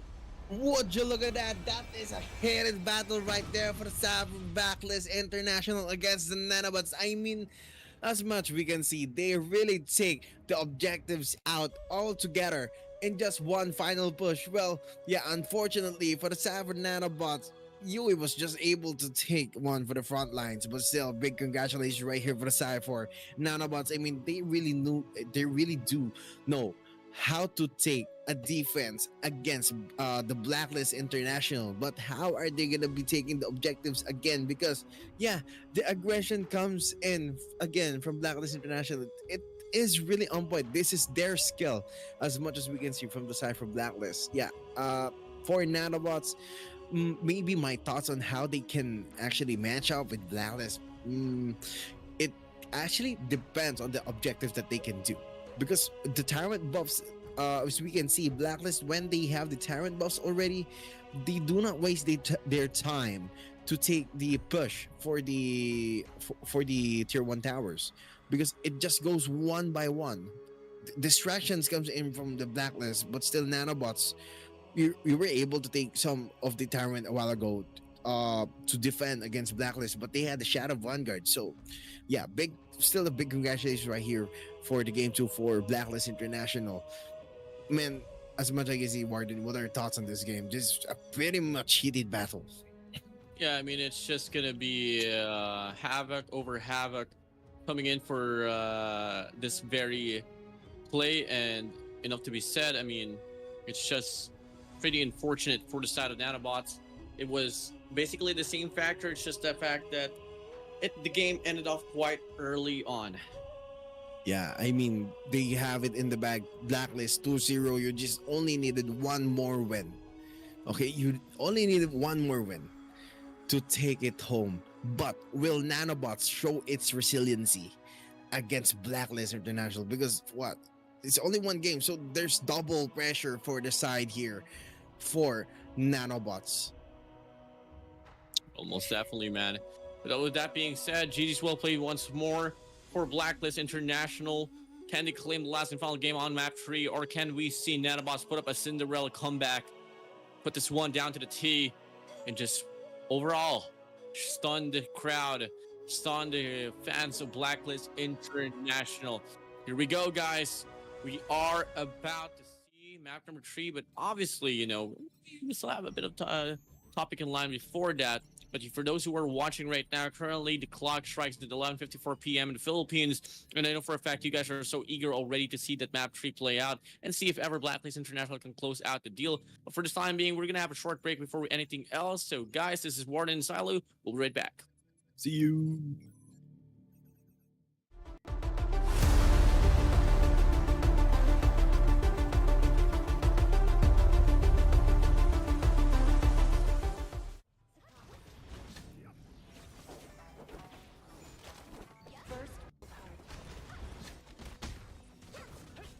Blue team has slain an enemy.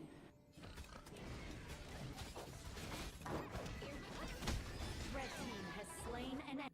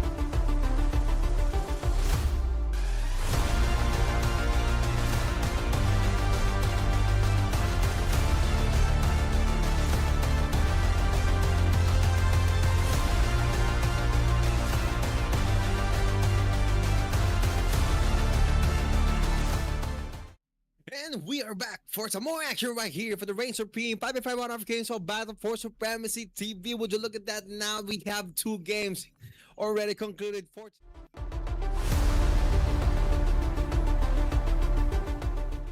have it 2-0. 2-0 Warden. I mean, Blacklist. Bro, they have the advantage. But for NANOBOTs, how are they going to be taken? Since it is quite a lot of pressure for them. Since it's already a 2-0 advantage lead for Blacklist International, NANOBOTs still have the chance. They still have the chance to put it out with like 2-on-2 against Blacklist. But how? I mean, the aggression really, they're not changing as much as I can see. Blacklist is not changing its strategy, bro. What are your thoughts on this one, Martin? Yes, you might say there is a chance. There is always a chance, of course. It's just that how big is the chance is the question, and I can see absolutely barely to none here for NANOBOT, all because of the morality. You know, I mean, for you to be able to come back like a what 2-0 already in the grand finals in the best of 5 is going to be pretty tough for you to deal with, and obviously it's not the easiest at all. So let us see if ever nanobots can start put themselves up on the pedal and start cycling themselves back into this very game. Well, it's just for us to find out once again. As soon enough, we're about to start off this game and then head straight towards the draft picks. Yeah, but before we straight head to the draft picks, because we have something to say for you guys, and that is, honor the battle for supremacy, we have Team Wallet. So guys, with Team Wallet, you can also buy, sell, trade crypto tokens like Bitcoin, Ethereum, Binance, Algo, Solana, and so much more. And they are supreme exchange traded funds in Team Wallet, because unlike other platforms where you need to download and sign up separately to buy Bitcoin and Ethereum, Team Wallet Bot makes it easier and more accessible for everyone by saving your time and effort through Supreme ETFs. So Supreme Exchange Traded Funds in Team Wallet, you can always purchase your Bitcoin and Ethereum with just one click. So download your Telegram right now and search our Team Wallet Bot in Telegram to take advantage of this convenient tool, because this is all free for everybody and it is very efficient. Yeah, most definitely, man. Here we go. Looking like we are now going to be heading straight towards our draft picks here. Right from the get-go, BLACKLIST International is actually going to be taking away 𝐊𝐿 already. Come again, they don't like to play against 𝐊𝐿. That's one thing for sure. 𝐊𝐿 will be taken away as well here for the side of NANOBOT. So it's going to be the L staple bans. I don't think we're going to be seeing any changes whatsoever.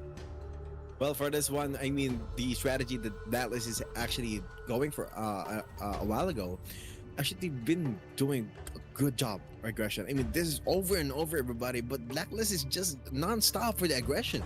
NANOBOTs, they are trying to keep it up against BLACKLIST with aggression, but BLACKLIST International was just really wide when it comes to their strategy, especially on the objectives, because having the objectives already, like the Tyrant and the Overlord, might be difficult. It might be difficult for NANOBOTs, because for a fact that we know BLACKLIST, once they take just one from the side for NANOBOTs, they're going straight for the Tyrant or the Azure Golems of their blue side or red side. So that means when they have it in the bag already, they already got like what, a 2-to-1 ratio. So that's okay if someone from the side for BLACKLIST International gets eliminated in the process, but still they got the objectives, they're still gonna be securing it.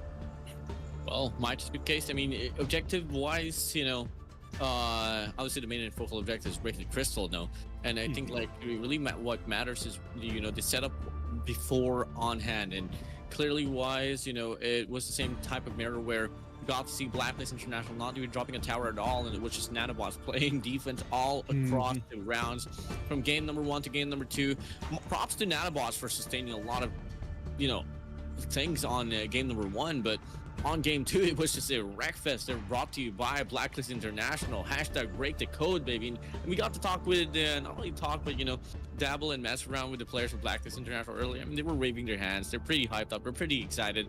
Morale is right there. Everything's just more than enough for them to close out the deal here for the series and become the champions of Reign of Supreme Season 1. Actually agree with that. Now, considering the aggression against BLACKLIST, NANOBOTs, yeah, they've been pretty doing a lot of strategies when it comes to defensive play. And my thoughts on this, they really need to put it out the comfort zone. Talking about the chicken out of the shell, it's gonna be Knackery, the Purify of the Marco Polo. I think this might be it, man. I mean, this might be it for the side for NANOBOTs and how they're going to be taking the aggression against BLACKLIST. But BLACKLIST on the other side, Jushi has the Musashi with the Smite overall.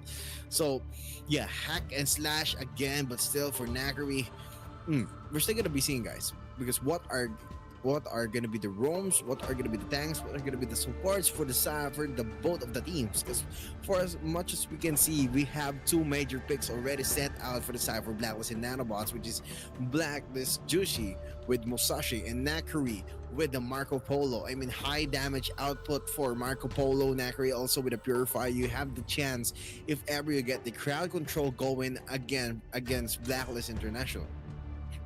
Now looking like we are going to be approaching towards the last few final phases here for this bans and picks, and obviously the bans already locked in. Picks wise, let's come and find out how this one's going to play out. And looking like it is just going to be the L staple, same old take here. But one more interesting thing is that, you know, we are seeing Chaz now here pick Dahlia, and I think like that is going to be just not a good look here for nanobots. As we know, BLACKLIST International, they love to play off these types of heroes, and with Dahlia now here checked in for the side of BLACKLIST International, you best believe that might just be upping the odds here for them. Well, actually, for the side of nanobots, man, I mean, they make my heart pump and they keep on thumping because Nakari with the Marco Polo and Yui again with for the Liampo. I mean, there are times not gonna be present with the double smite again, but for the Liampo again with the high damage output for Marco Polo, they might have the win against BLACKLIST. But for Chami 1, they got the Elaine, another hack and slash hero, ladies and gentlemen. So it's gonna be Yaz again. It's gonna be Sam maybe and Yaz having a hard time to stand up against Musashi, as what Jet said, the Mochachi. But Chami 1 again with the Elaine. Yeah, man. I mean, he keeps on saying the Musashi and the Mochachi. I keep teasing on him about that. The Mochachi. And one time I told him, the Mochachi Munyanyo, bro. Are you okay, Mel? Yeah, bro. I mean, it's 12:08, man. I mean, we're going purple on this one. That's crazy, man. I'm just like, I know for a fact you have been losing your mind here for all throughout the runnings for this very tournament. But coming in, guys, let's have a bit of a recap as well on what is going to be the composition here for BLACKLIST International. First, we do have Dahlia once again, and we do have Mochachi, as you know, Silent would say. We got a Shangguan, Long, and an Alain here for the set of BLACKLIST. And for the side of nanobots, we do start things off with a Maya Shiranui, Kaiser, a Marco Polo, Leon Po, and a Mayin. So everything's going to be hard hitting here for this very game. But the question is, who can hit the hardest is really the main factor, as we got to see BLACKLIST International has been the team, has been that squad to take this one all through as we head straight towards this game number 3. BLACKLIST International break the code. Can they claim the last and final map for them to become the champions of Reign of Supreme? But will nanobots take up against the BLACKLIST International? It depends on their hands right now because BLACKLIST International has the advantage. A 2-0 lead. The double pressure is on with aggression. Again from BLACKLIST. And talking about aggression is going to be here Yui with the Liampo taking on again for this side for nanobots. But trying to endure the damage but still goes in again. It might be a risk here. Oh no. They got it in the bag, and Nanobot's gonna be taking the first blood. Will it be another one here for Chaz? But takes it down, and Chaz is able to live and see another day because Chami 1, the lane, is there for the reinforcement. G to G's right there already. 1-for-1 trade. Everyone is so eager to get the fight. Everyone is so eager to get this one going. Nick Carey here putting a lot of great damage up against Golden Kite. I'm not so certain about Golden Kite, but same time, I mean, you guys are up by 2 games off. I'm so open for some aggression, some risky plays. Yeah, I actually agree with that because having risky plays, nanobots is your man to call because, you know, they do take up a lot of risky plays. I mean, high risk but high reward. But for Jushi, the muchacho, but Chami 1's gonna get ganked with Sam over there with Engar having a hard time. But Chami 1, will you be able to live? Yeah, saying another day alive and kicking. Well, Sam wasn't able to take Chami 1 down in that side, but still, the Golden Kite, kiting with a golden hand, still able to take some damage and give it all out against nanobots. Gonna be 1-1, but BLACKLIST still having the advantage lead for the itemizations with like 400 in disparity gold lead. Yeah, I mean, BLACKLIST International, what's going to be new here for them is absolutely nothing. 2-for-2 split here, making a 2-3 perhaps here for the side of nanobot. They should be able to find one slay and they convert with another one. It's going to be Aaron here falling back. Nanobot now going to be able to take the lead. Moment or so. It's not going to be too much, but hey, a lead is a lead, and they want to take this one through. Chami here tries to deny the invasion here, does go for the commitment. I mean, he's quite confident because knowing for a fact Aaron's going to be here coming from the backside and looking like it's just BLACKLIST International still putting on constant pressure despite the fact they're going to be down by the numbers. Yeah, I mean, I'm kind of seeing a line from BLACKLIST International having like the jungle camps before going to the river. I mean, NANOBOTS was just there to take up upon the advantage, but BLACKLIST, when they decided to go out of the river, yeah, NANOBOTS was able to pick up the resonance for that and trying to get one again off screen. It's gonna be the Ampo trying to zone it again. It's gonna be 𝐊𝐿𝐷𝐿 again. Nakari. I mean, two marksmen are in the battle in the heat with a 1v1. But the Ampo, I mean, you're gonna be soloing all that golden XPs. Gotta be your advantage, but you gotta be careful because that's two people on your side. 𝐁𝐅𝐒𝐕 with a 1v1 situation against 𝐊𝐈𝐍𝐆𝐒. Gonna be 𝐷𝐿𝐷 here from the backlines trying to get an advantage. Gonna be hack and slash again. But still, it's gonna be a delay. They're gonna getting the bird, the 𝐊𝐿𝐷𝐿 in their side, but still, the 2v2, not much of a delay. Not gonna be initiating. Still, wow, the 𝐊𝐿𝐷𝐿. I miss Rio, bro. What the hell did I just hear? I mean, I know you got words there or something, but my days. BLACKLIST International here, gonna be quick comes towards the mid lane. Sam and Yaz gonna be holding this one down, and clearly it is still gonna be a bit of a question how this one's gonna play through. Obviously, BLACKLIST International, their main focal point has been getting the Tyrant here on his early game, and looking like it is gonna be a settlement here for this very clash. It's now gonna be NANOBOT here getting a lot of infliction for the damage itself. Are they gonna go all for the reset? Yes, it is gonna be a reset here for this very Tyrant. BLACKLIST International are gonna go for the fight. Here we go. NANOBOT having such a better look at this. 4-1 we go. BLACKLIST International one. They do drop one buddy down, but is it going to be enough for them to get the clutch? 𝐊𝐈𝐍𝐿 still holding on. What is happening? And now it's going to be 𝐁𝐿𝐷𝐿 hopping inside the mix. He has the option to go for the fallout, and looking like it is going to be NANOBOTS failing to get the Tyrant. I mean, yes, for sure, BLACKLIST International dropped a lot more bodies in that very clash, but at the same time, you know, they were able to mitigate that push from the Tyrant, so that is going to be pretty nice, but never mind. Too early to call. Sam finds the Tyrant out, and that is going to be NANOBOT now here taking the momentum. And NANOBOT's gonna be taking the momentum, now having the prominent buff on their side. It's gonna be Tyrant again. Now they have the advantage goal lead. This is what I'm talking about. Okay, BLACKLIST International with the aggression getting delayed because NANOBOTs are just remaining unstoppable. Will this be it? Will this be it? Because yeah, high damage output. Marco Polo again. Sam Liampo just tries to go in and again it goes out with a back and forth, hack and slash with 𝐊𝐷𝐿𝐷 again, trying to make amends with a minion wave. Okay, they're trying to get the advantage right now for the tier 1 towers. So NANOBOTS is gonna be having that exposure again with aggression because for a fact that we know this hero composition that the NANOBOTS have in their side is quite aggressive and quite risky, but still high risk, high reward. BLACKLIST International trying to sustain with scaling under pressure in terms of statistics and in terms of itemizations. Here we go. BLACKLIST International just dropping bodies and over again. I mean, that is a lot of things here not really working out here for BLACKLIST, but come again, this is an early game. You can't really count them off, not just yet, but if it is going to be the squad of BLACKLIST falling down, it's surely going to be Aaron here stepping up now for the squad. Big fight here, trailing them down. 𝐊𝐈𝐍𝐿 is just more than enough, the only one to force two players out here on his mid lane. Well, considering NANOBOTS, oh, what an amazing play. That was really wow. That was coming for the side of 𝐷𝐿𝐷 with the assassin. I mean, he taken out 𝐁𝐿𝐷𝐿 in just a matter of seconds. Well, considering NANOBOTS going for the aggression, BLACKLIST International is trying to scale that one against NANOBOTS, but they have the tier 1 tower in the clash lane down, so it's gonna be a pressure for BLACKLIST since it's gonna be the open for the blue side and the red side for BLACKLIST. My thoughts on this one, since their tier 1 tower is now down in the mid lane, you're leaving so much space open for the side for NANOBOTS. So the only advantage that NANOBOTS gonna be taking against BLACKLIST International is take that space. They have to take that space. That's what they are trying to do in the bot lane right now. Since the tier 1 tower is not looking strong and healthy, it's gonna be decayed in over time. But NANOBOTS, look at that. They have the overlord right here and right now. Wow, this is absolutely crazy, man.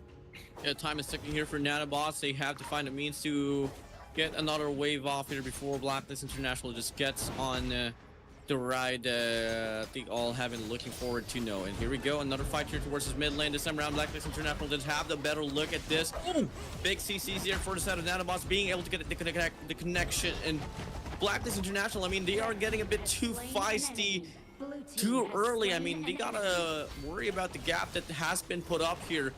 So it's not really worth their time in this very moment. All they're gonna be able to get is just them falling in over and over again. So they really have to find a better angle before they go for these very clash. Come again, take it slow, take it easy. It could surely win you the race. Well, for this one, as we see BLACKLIST International is getting beaten up like a pizza dough. But for the side, for NANOBOTs, I mean, they're taking a lot of aggression right now. The BLACKLIST International, what they are doing for the past 2 games, I mean, NANOBOTs are learning their opposing team right now. Because, for a fact, BLACKLIST International, yeah, aggressives on point, objectives. It's taking up so much spaces, and now NANOBOTs, they have the chance to take it about. Talking about pizza dough now, that's gonna be chicken out of the shell, considering another hell, wreck and havoc, hack and slash is coming from Sam, and is able to devastate and knocking it back, and 𝐁𝐅𝐕 is getting beaten up. 2K disparity goal lead for the side for BLACKLIST International. NANOBOTs is having the advantage again. Look at that. They have taken 2 at once. They're going to be taking the tower. They're going to be having the advantage again. They're going to be taking the advantage for the tier 1 tower, the tier 2 tower. Look, Marco Polo trying to get some gold, making the men's meet. Because taking one tier 1 tower, I mean, look, they are all right now in mid. This is what I'm talking about. The blue lane or the blue side for the side for NANOBOTs, they have it in the bag already.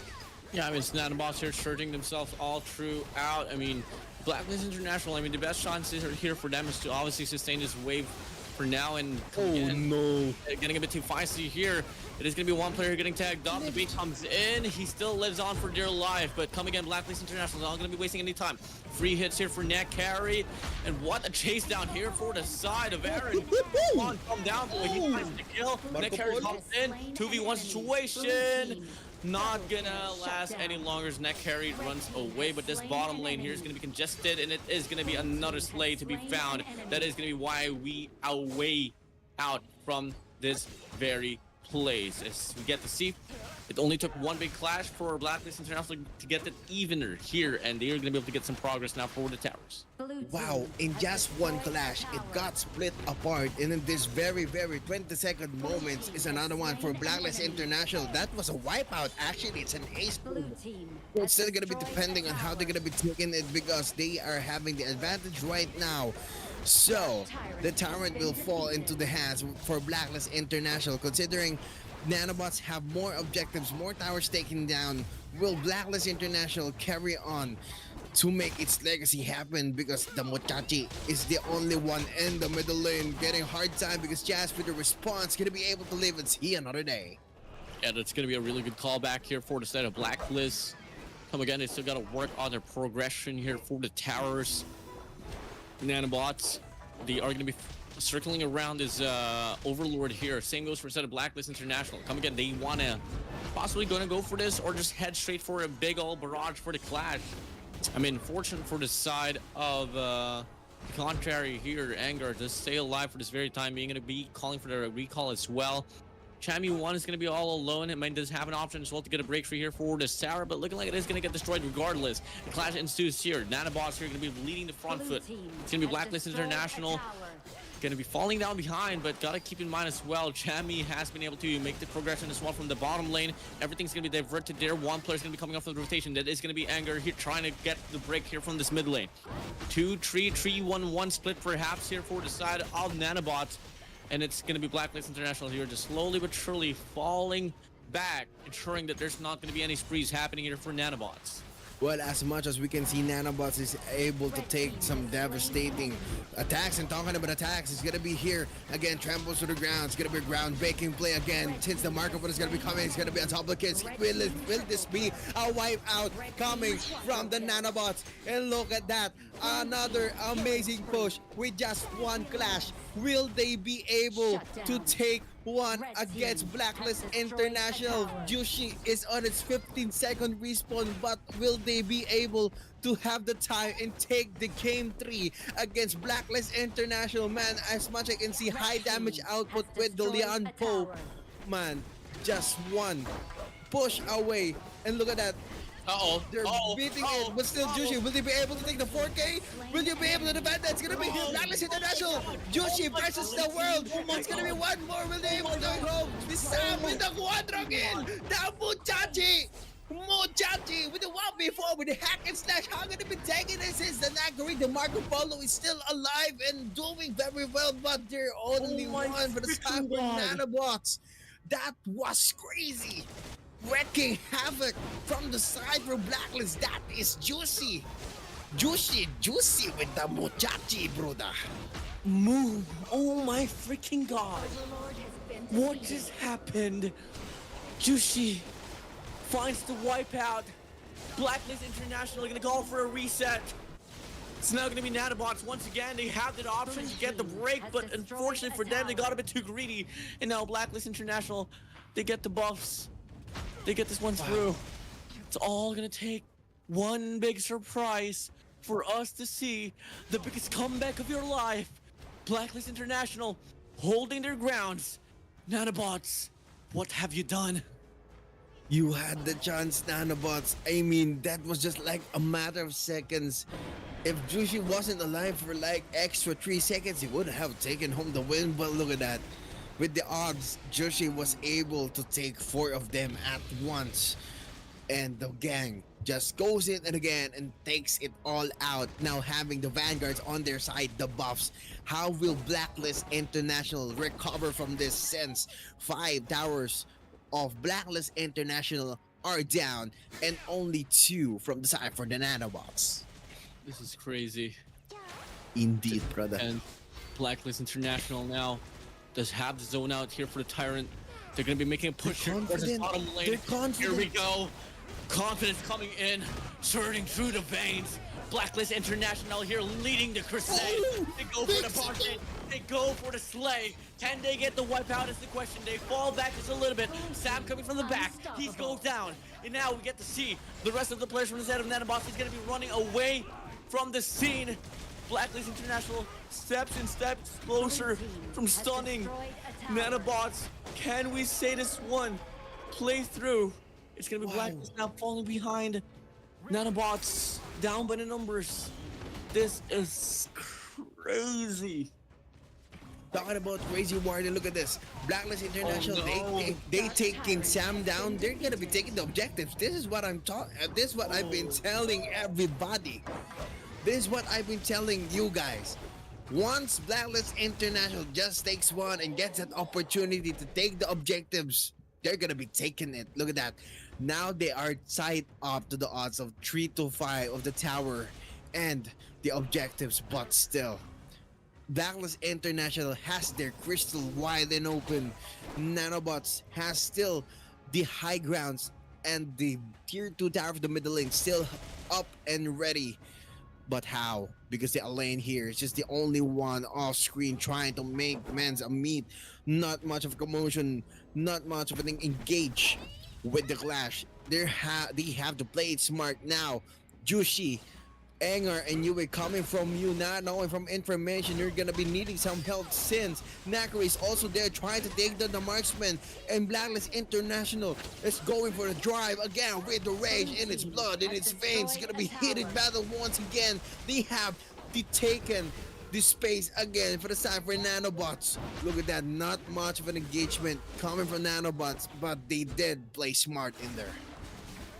For the longest time, Nanobots was on the offense, coming from the start until this mid stage. And now Blacklist International was able to recover from the breakthrough that Nanobots tried to put up. This is not the looks that Nanobots from Myanmar would want to have.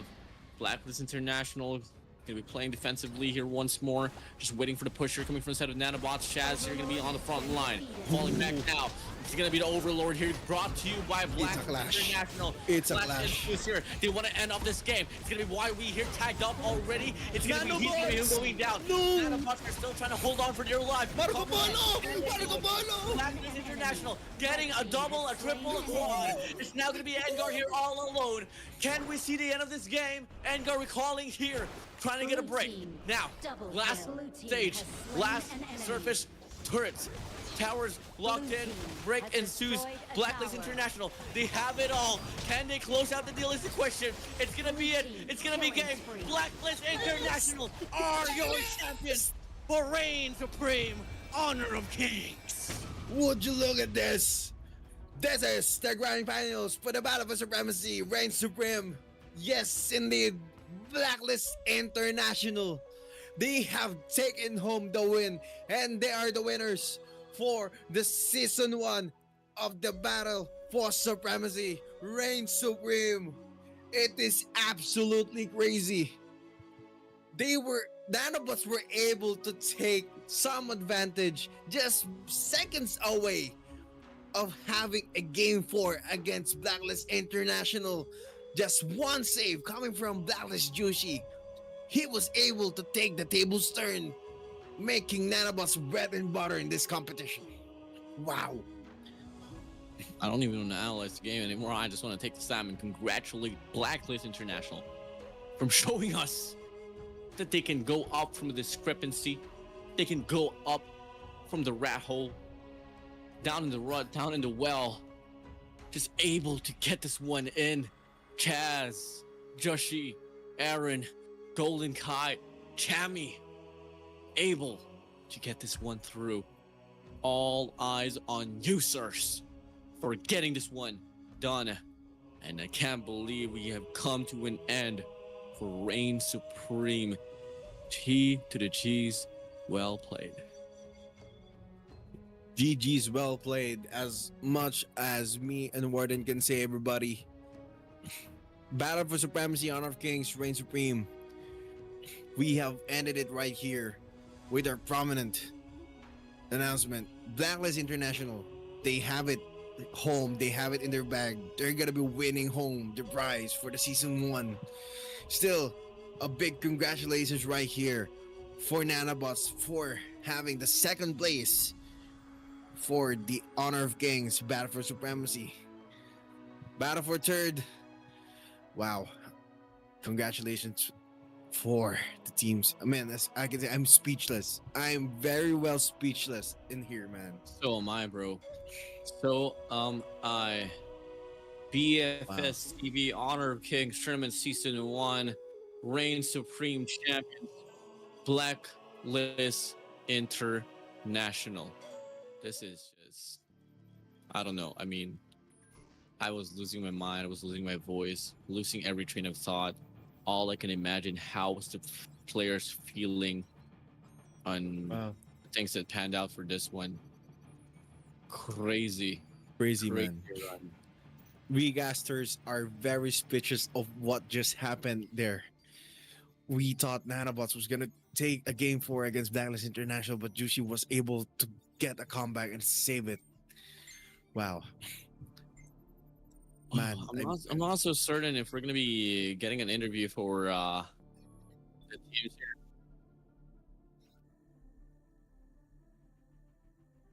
All right. Well, looking like we are gonna be getting an interview with the players of BlackList International. But before we head straight towards the interview, guys, and before we wrap things up, we're gonna have a short break. We'll be right back. We'll be right back.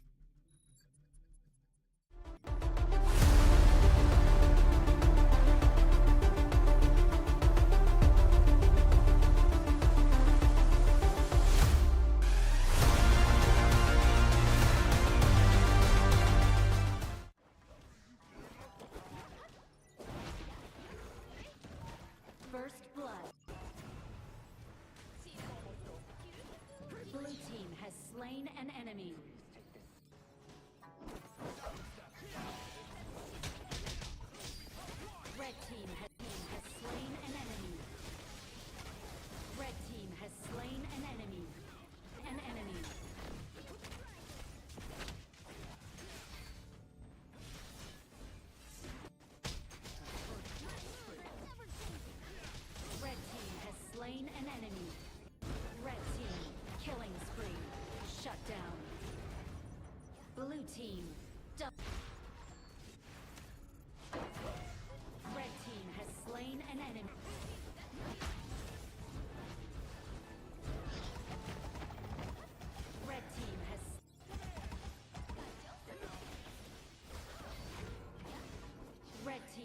slain an enemy. Slain an enemy. Red team has slain an enemy. Cannons moving out. Blue team has slain an enemy. Blue team. Red team has slain an enemy. Blue team has slain an enemy. Fight a tower. Blue team has slain. Red team has slain an enemy. Red team has slain an enemy. Red team triple kill. Red team quadro kill. Blue team has slain an enemy. Blue team double kill. Blue team triple kill. Blue team quadro kill.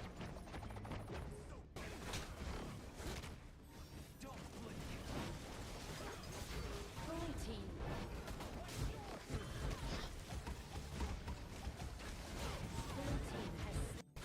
Blue team has slain an enemy. Red team has slain an enemy. Destroyed a tower. Blue team killing spree.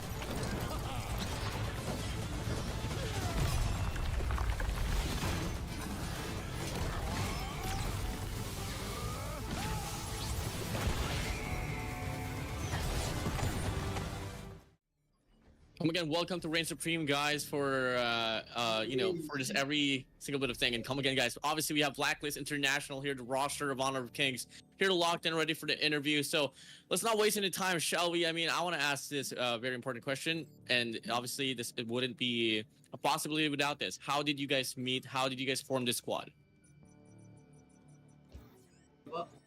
How did you meet? In Tagalog, paano kayo nagkilala? Masaya po kami. Mas- paano kayo nagkakilala? Sorry, I can't hear it. Okay, Kakilala nila. come again, lapit nga sa mic. Sa ibang kaklab. Okay. Po kasi kami. Wild trip ka? Sa wild trip po.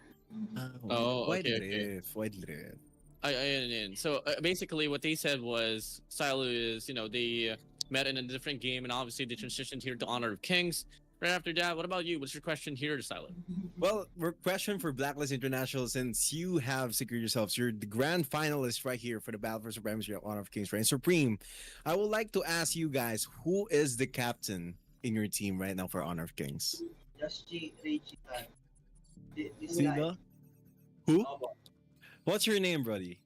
I'm just po. Jungle po nung Blacklist. I think it's Joshi, right? Joshi. Yes. I think Joshi. You're Joshi? Just G. Oh, Joshi. Yeah. Not Joshi, bro. Joshi. Okay, sorry, Joshi, man. Okay, Joshi. Okay. But Joshi. Okay, since that's Joshi, guys, he's the farm lane or the farmer for the Honor of Kings Blacklist International. Grabe. I mean, for this one, bro, what are your second thoughts on this one, Martin? I mean, this guy was able to get a 1v4 earlier up against NANOBOTs. I mean, there is absolutely nothing you have to say about Joshi. This guy is insane. This guy's a menace. Now, next question in line for you guys is, how did you guys find the chemistry so fast? How did you all do it? How was the build-up for Honor of Kings? Come again, this is a new game, and you guys were able to get the chemistry already locked in. And bam, here we go. Championship for you guys. Bali ano din po kasi, di ba malaking factor din yung galing, mag-a-attend kami sa ibang, dun po sa past na game po na sinalian na. Tapos, bali yung naging addition lang po namin, Chance, tsaka si Maze. So, yun po, mas madali po kasi, parang, kumbaga, bago lang yung member, mas madali po nilang ma-adapt. Since buo na po kaming apat. Oh, alright. Ayun po. Lahat naman din po kami parang, sige ito talaga. Sila coach. Yeah, mag-list kami nakaano. Well, thank you for that answer right there. I mean, for you guys watching as well, in translation is that, come again, they came from a different game. They already had a 4 squad already. They had 2 new additions in line, and they just had to work on that. So there wasn't really a lot of reconstructing going on for this very squad. And at the same time, they still have their coach TG, by the way. If I'm not mistaken, right? Your coach is TG. Yeah. I mean, everything is already right there. It's just that the latest edition came to the play. Enough to be said. That is how it's gonna go. Salu, I'm gonna throw you the last and final question before we wrap things off here for this interview. Well, actually, they did mention on how they did find the chemistry so fast. And talking about Honor of Kings, for a fact that we all know that Honor of Kings is really new in the esports industry and in the world. It's just the global release, which is like last month on June 20. So, guys, how long are you guys playing Honor of Kings since it's just new? 3 months. 3 months. Going 3 months. Oh, going 3 months. So it hasn't been the global release. You have been playing Honor of Kings already. Wow, they do. Well, for you guys, this Blacklist International for you guys. They've really grinded their way right here for Battle for Supremacy. They deserve this win. Like, see, they practiced for like 3 months. They practiced for like 3 months to put up a show, to put up their skills on the line. I mean, this is quite. And like as much as you can say, Warden, I'm very suspicious of these players' commitments in the game, Yeah, man. definitely, man. Yeah. I haven't played Honor of Kings since 3 months. I only started in June 20 when it came out globally. Well, most definitely. Now, anyways, Blacklist International, before we say goodbye to you guys, if you guys want to give a shout out to anyone, each and every one of you all, the floor is yours. Shoutouts. Shoutout po sa mga Who? Your mic. boss niya. Your mic. Closer to the mic, bro. Microphone. Low. Shoutout po sa mga boss namin sa Black. Boss Jack, Dom, sa Boss Strike. Boss strike. Okay. I mean, if you guys don't know, this guy's a amplified talent. So yeah, this guy also is under basically blacklist. So representation right there. But anyways, Blacklist International, we're gonna be waving our hands to you guys. Goodbye, and thank you so much for playing in Reign Supreme. I do hope I get to see you guys as well on the season 2. Congratulations to you all, and for you guys watching right there. Unfortunately, there's always an ending, and we have reached the ending here for Reign Supreme Season 1. Season 2 is going to be right around the corner, so better stay tuned. Follow Battle for Supremacy all across their social media, from TikTok to Facebook. Name it whatever you want. The floor is yours now, Silo, if there's going to be anything else you want to say. Well, anything that I want to say right here for the Battle for Supremacy, guys, please keep supporting Battle for Supremacy, because these things wouldn't be possible without you guys. And talking about possibilities, we have to give our special thanks to our sponsors, which is Team Wallet, and of course with Team Tokens. So earn Team Tokens by referring our players to join our tournaments, because these tokens can be converted to cash or used to join upcoming events in Battle for Supremacy. And talking about Supreme Team Draft, Supreme Team offers you the opportunity to be drafted within its ranks by dominating events for Call of Duty Mobile and Fortnite. This is all available to players worldwide. And Fortnite V-Bucks, you can use your BNB. You can now purchase Fortnite V-Bucks and receive the pin real time in all Team Wallet bot. Are you a Fortnite player itching to compete and want to wreak havoc in hell in these tournaments? Because we have the works and just for you. Be sure to explore our island map, which is BFStv Red and Blue. So keep yourselves updated and join our Telegram channel, which is all BFStv Fortnite, to learn more and anything. And final say for this one, Warden, yeah, man, big congratulations for BFS. Big congratulations to our first placers, second placers, to our champions, because they did secure themselves, man. The spot is always on them, man. My name is Salo, guys. It's your body coster Warden. I appreciate everyone right here, man. Definitely. I appreciate Warden, man. I really wish there would be more tournaments that I can cast with you, man. Casting with you, I've learned a lot, man. You are my mentor, Warden. Hey, I appreciate you as well, brother. I hope I get to work with you guys and the rest of the squad as well here for Battle for Supremacy. A big shout out to my girlfriend, by the way, just turning 24. Literally just 52 minutes ago. I love you so much. I hope you are doing well in work. Gotta talk to you later on. But for now, though, guys, Battle for Supremacy, Gamma's game, Masters, Supreme Leaders, you all are the best. Thank you guys so much for having us here. We're going to be calling it quits. Unfortunately, come again, every storyline, there's always an ending, and quite fortunately as well, we might just be able to unfold another chapter for Reign Supreme soon enough. But for now, we're going to call it quits. Have a good night, everyone. Till next time, it is I, Warden Salu, signing out. Goodbye. Bye-bye.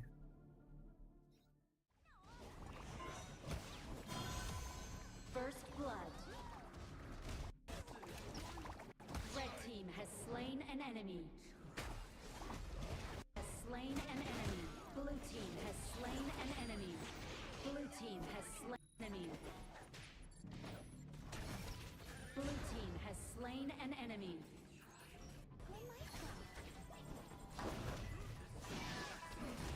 Blue team has slain an enemy. A tower. Blue team has slain an enemy. Blue team double kill. Blue team.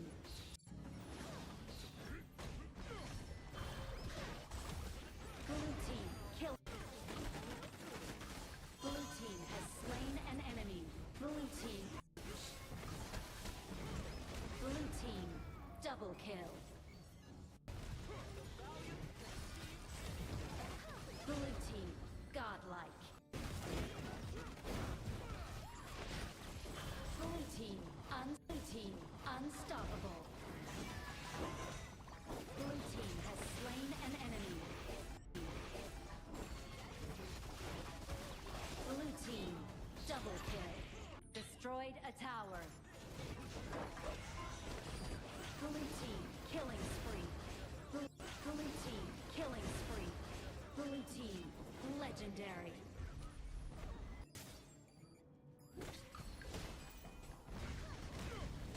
Red team has slain.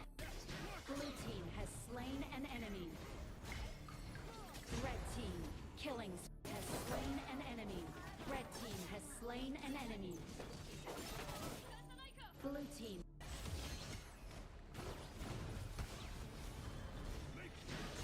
Red team rampage.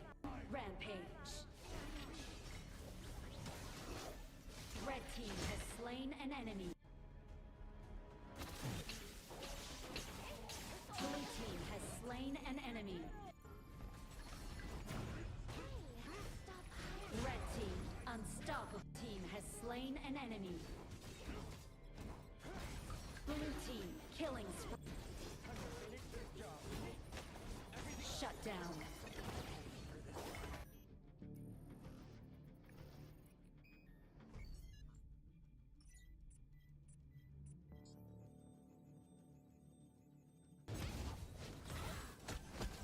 First blood.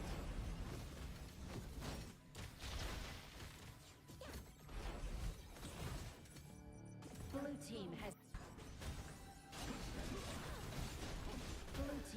slain an enemy. Has slain an enemy. Blue team killing spree.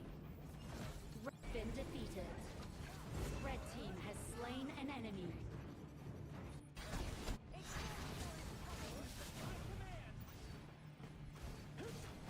Blue team, red team has destroyed a tower.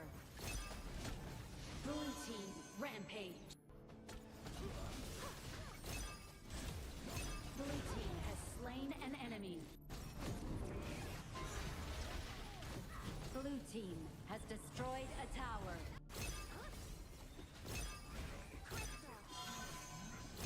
Red team has slain. Blue team has slain an enemy. Blue team ramp. Blue team unstoppable. Blue team unstoppable. Blue team has slain. Blue team has destroyed a tower.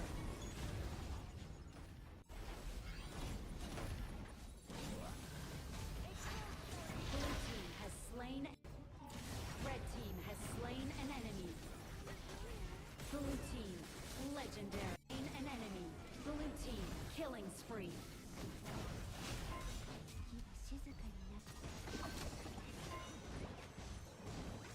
First blood.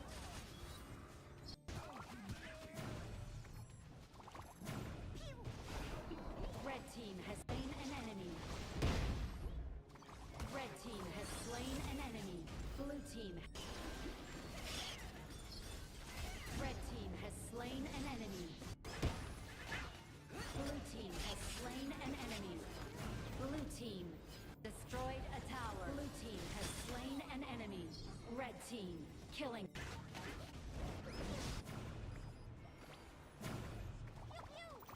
Red team. Blue team killing spree. Red team has slain an enemy. Behind every outstanding student is a strict teacher. Blue team killing spree.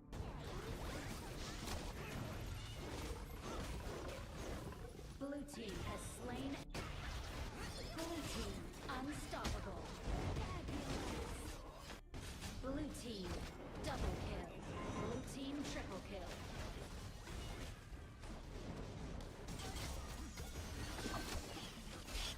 Blue team. Red team has slain an enemy. Blue team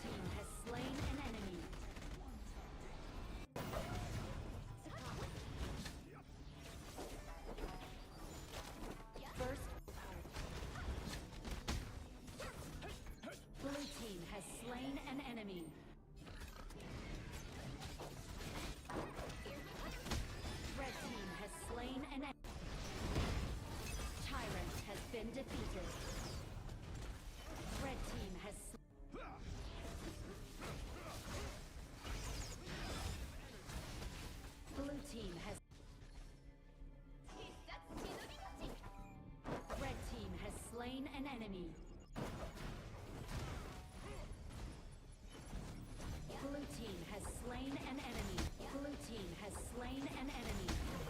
Red team rampage. Tyrant has been defeated. Red team has slain an enemy.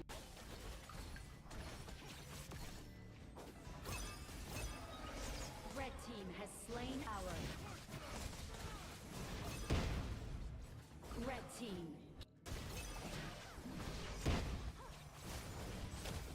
Red team.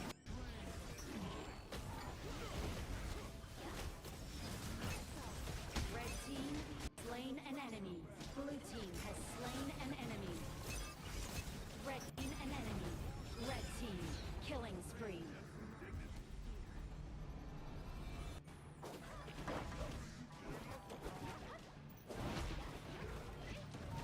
First blood.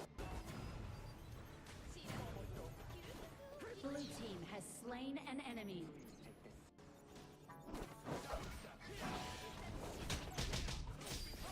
Red team has slain an enemy. Red team has slain an enemy. An enemy.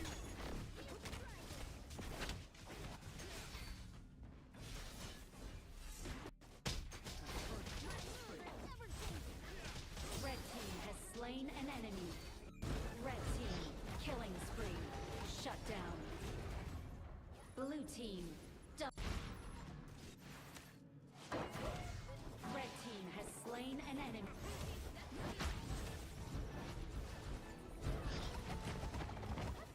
Red team has.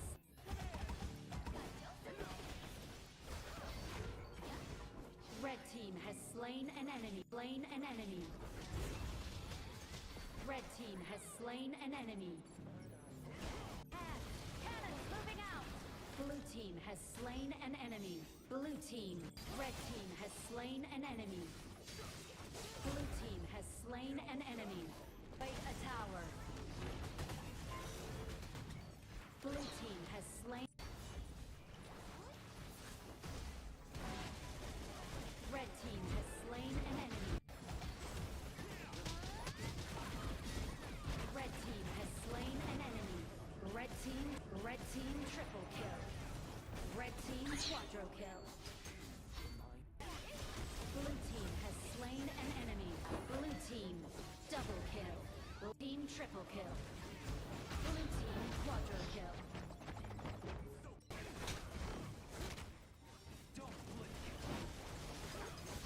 Blue team.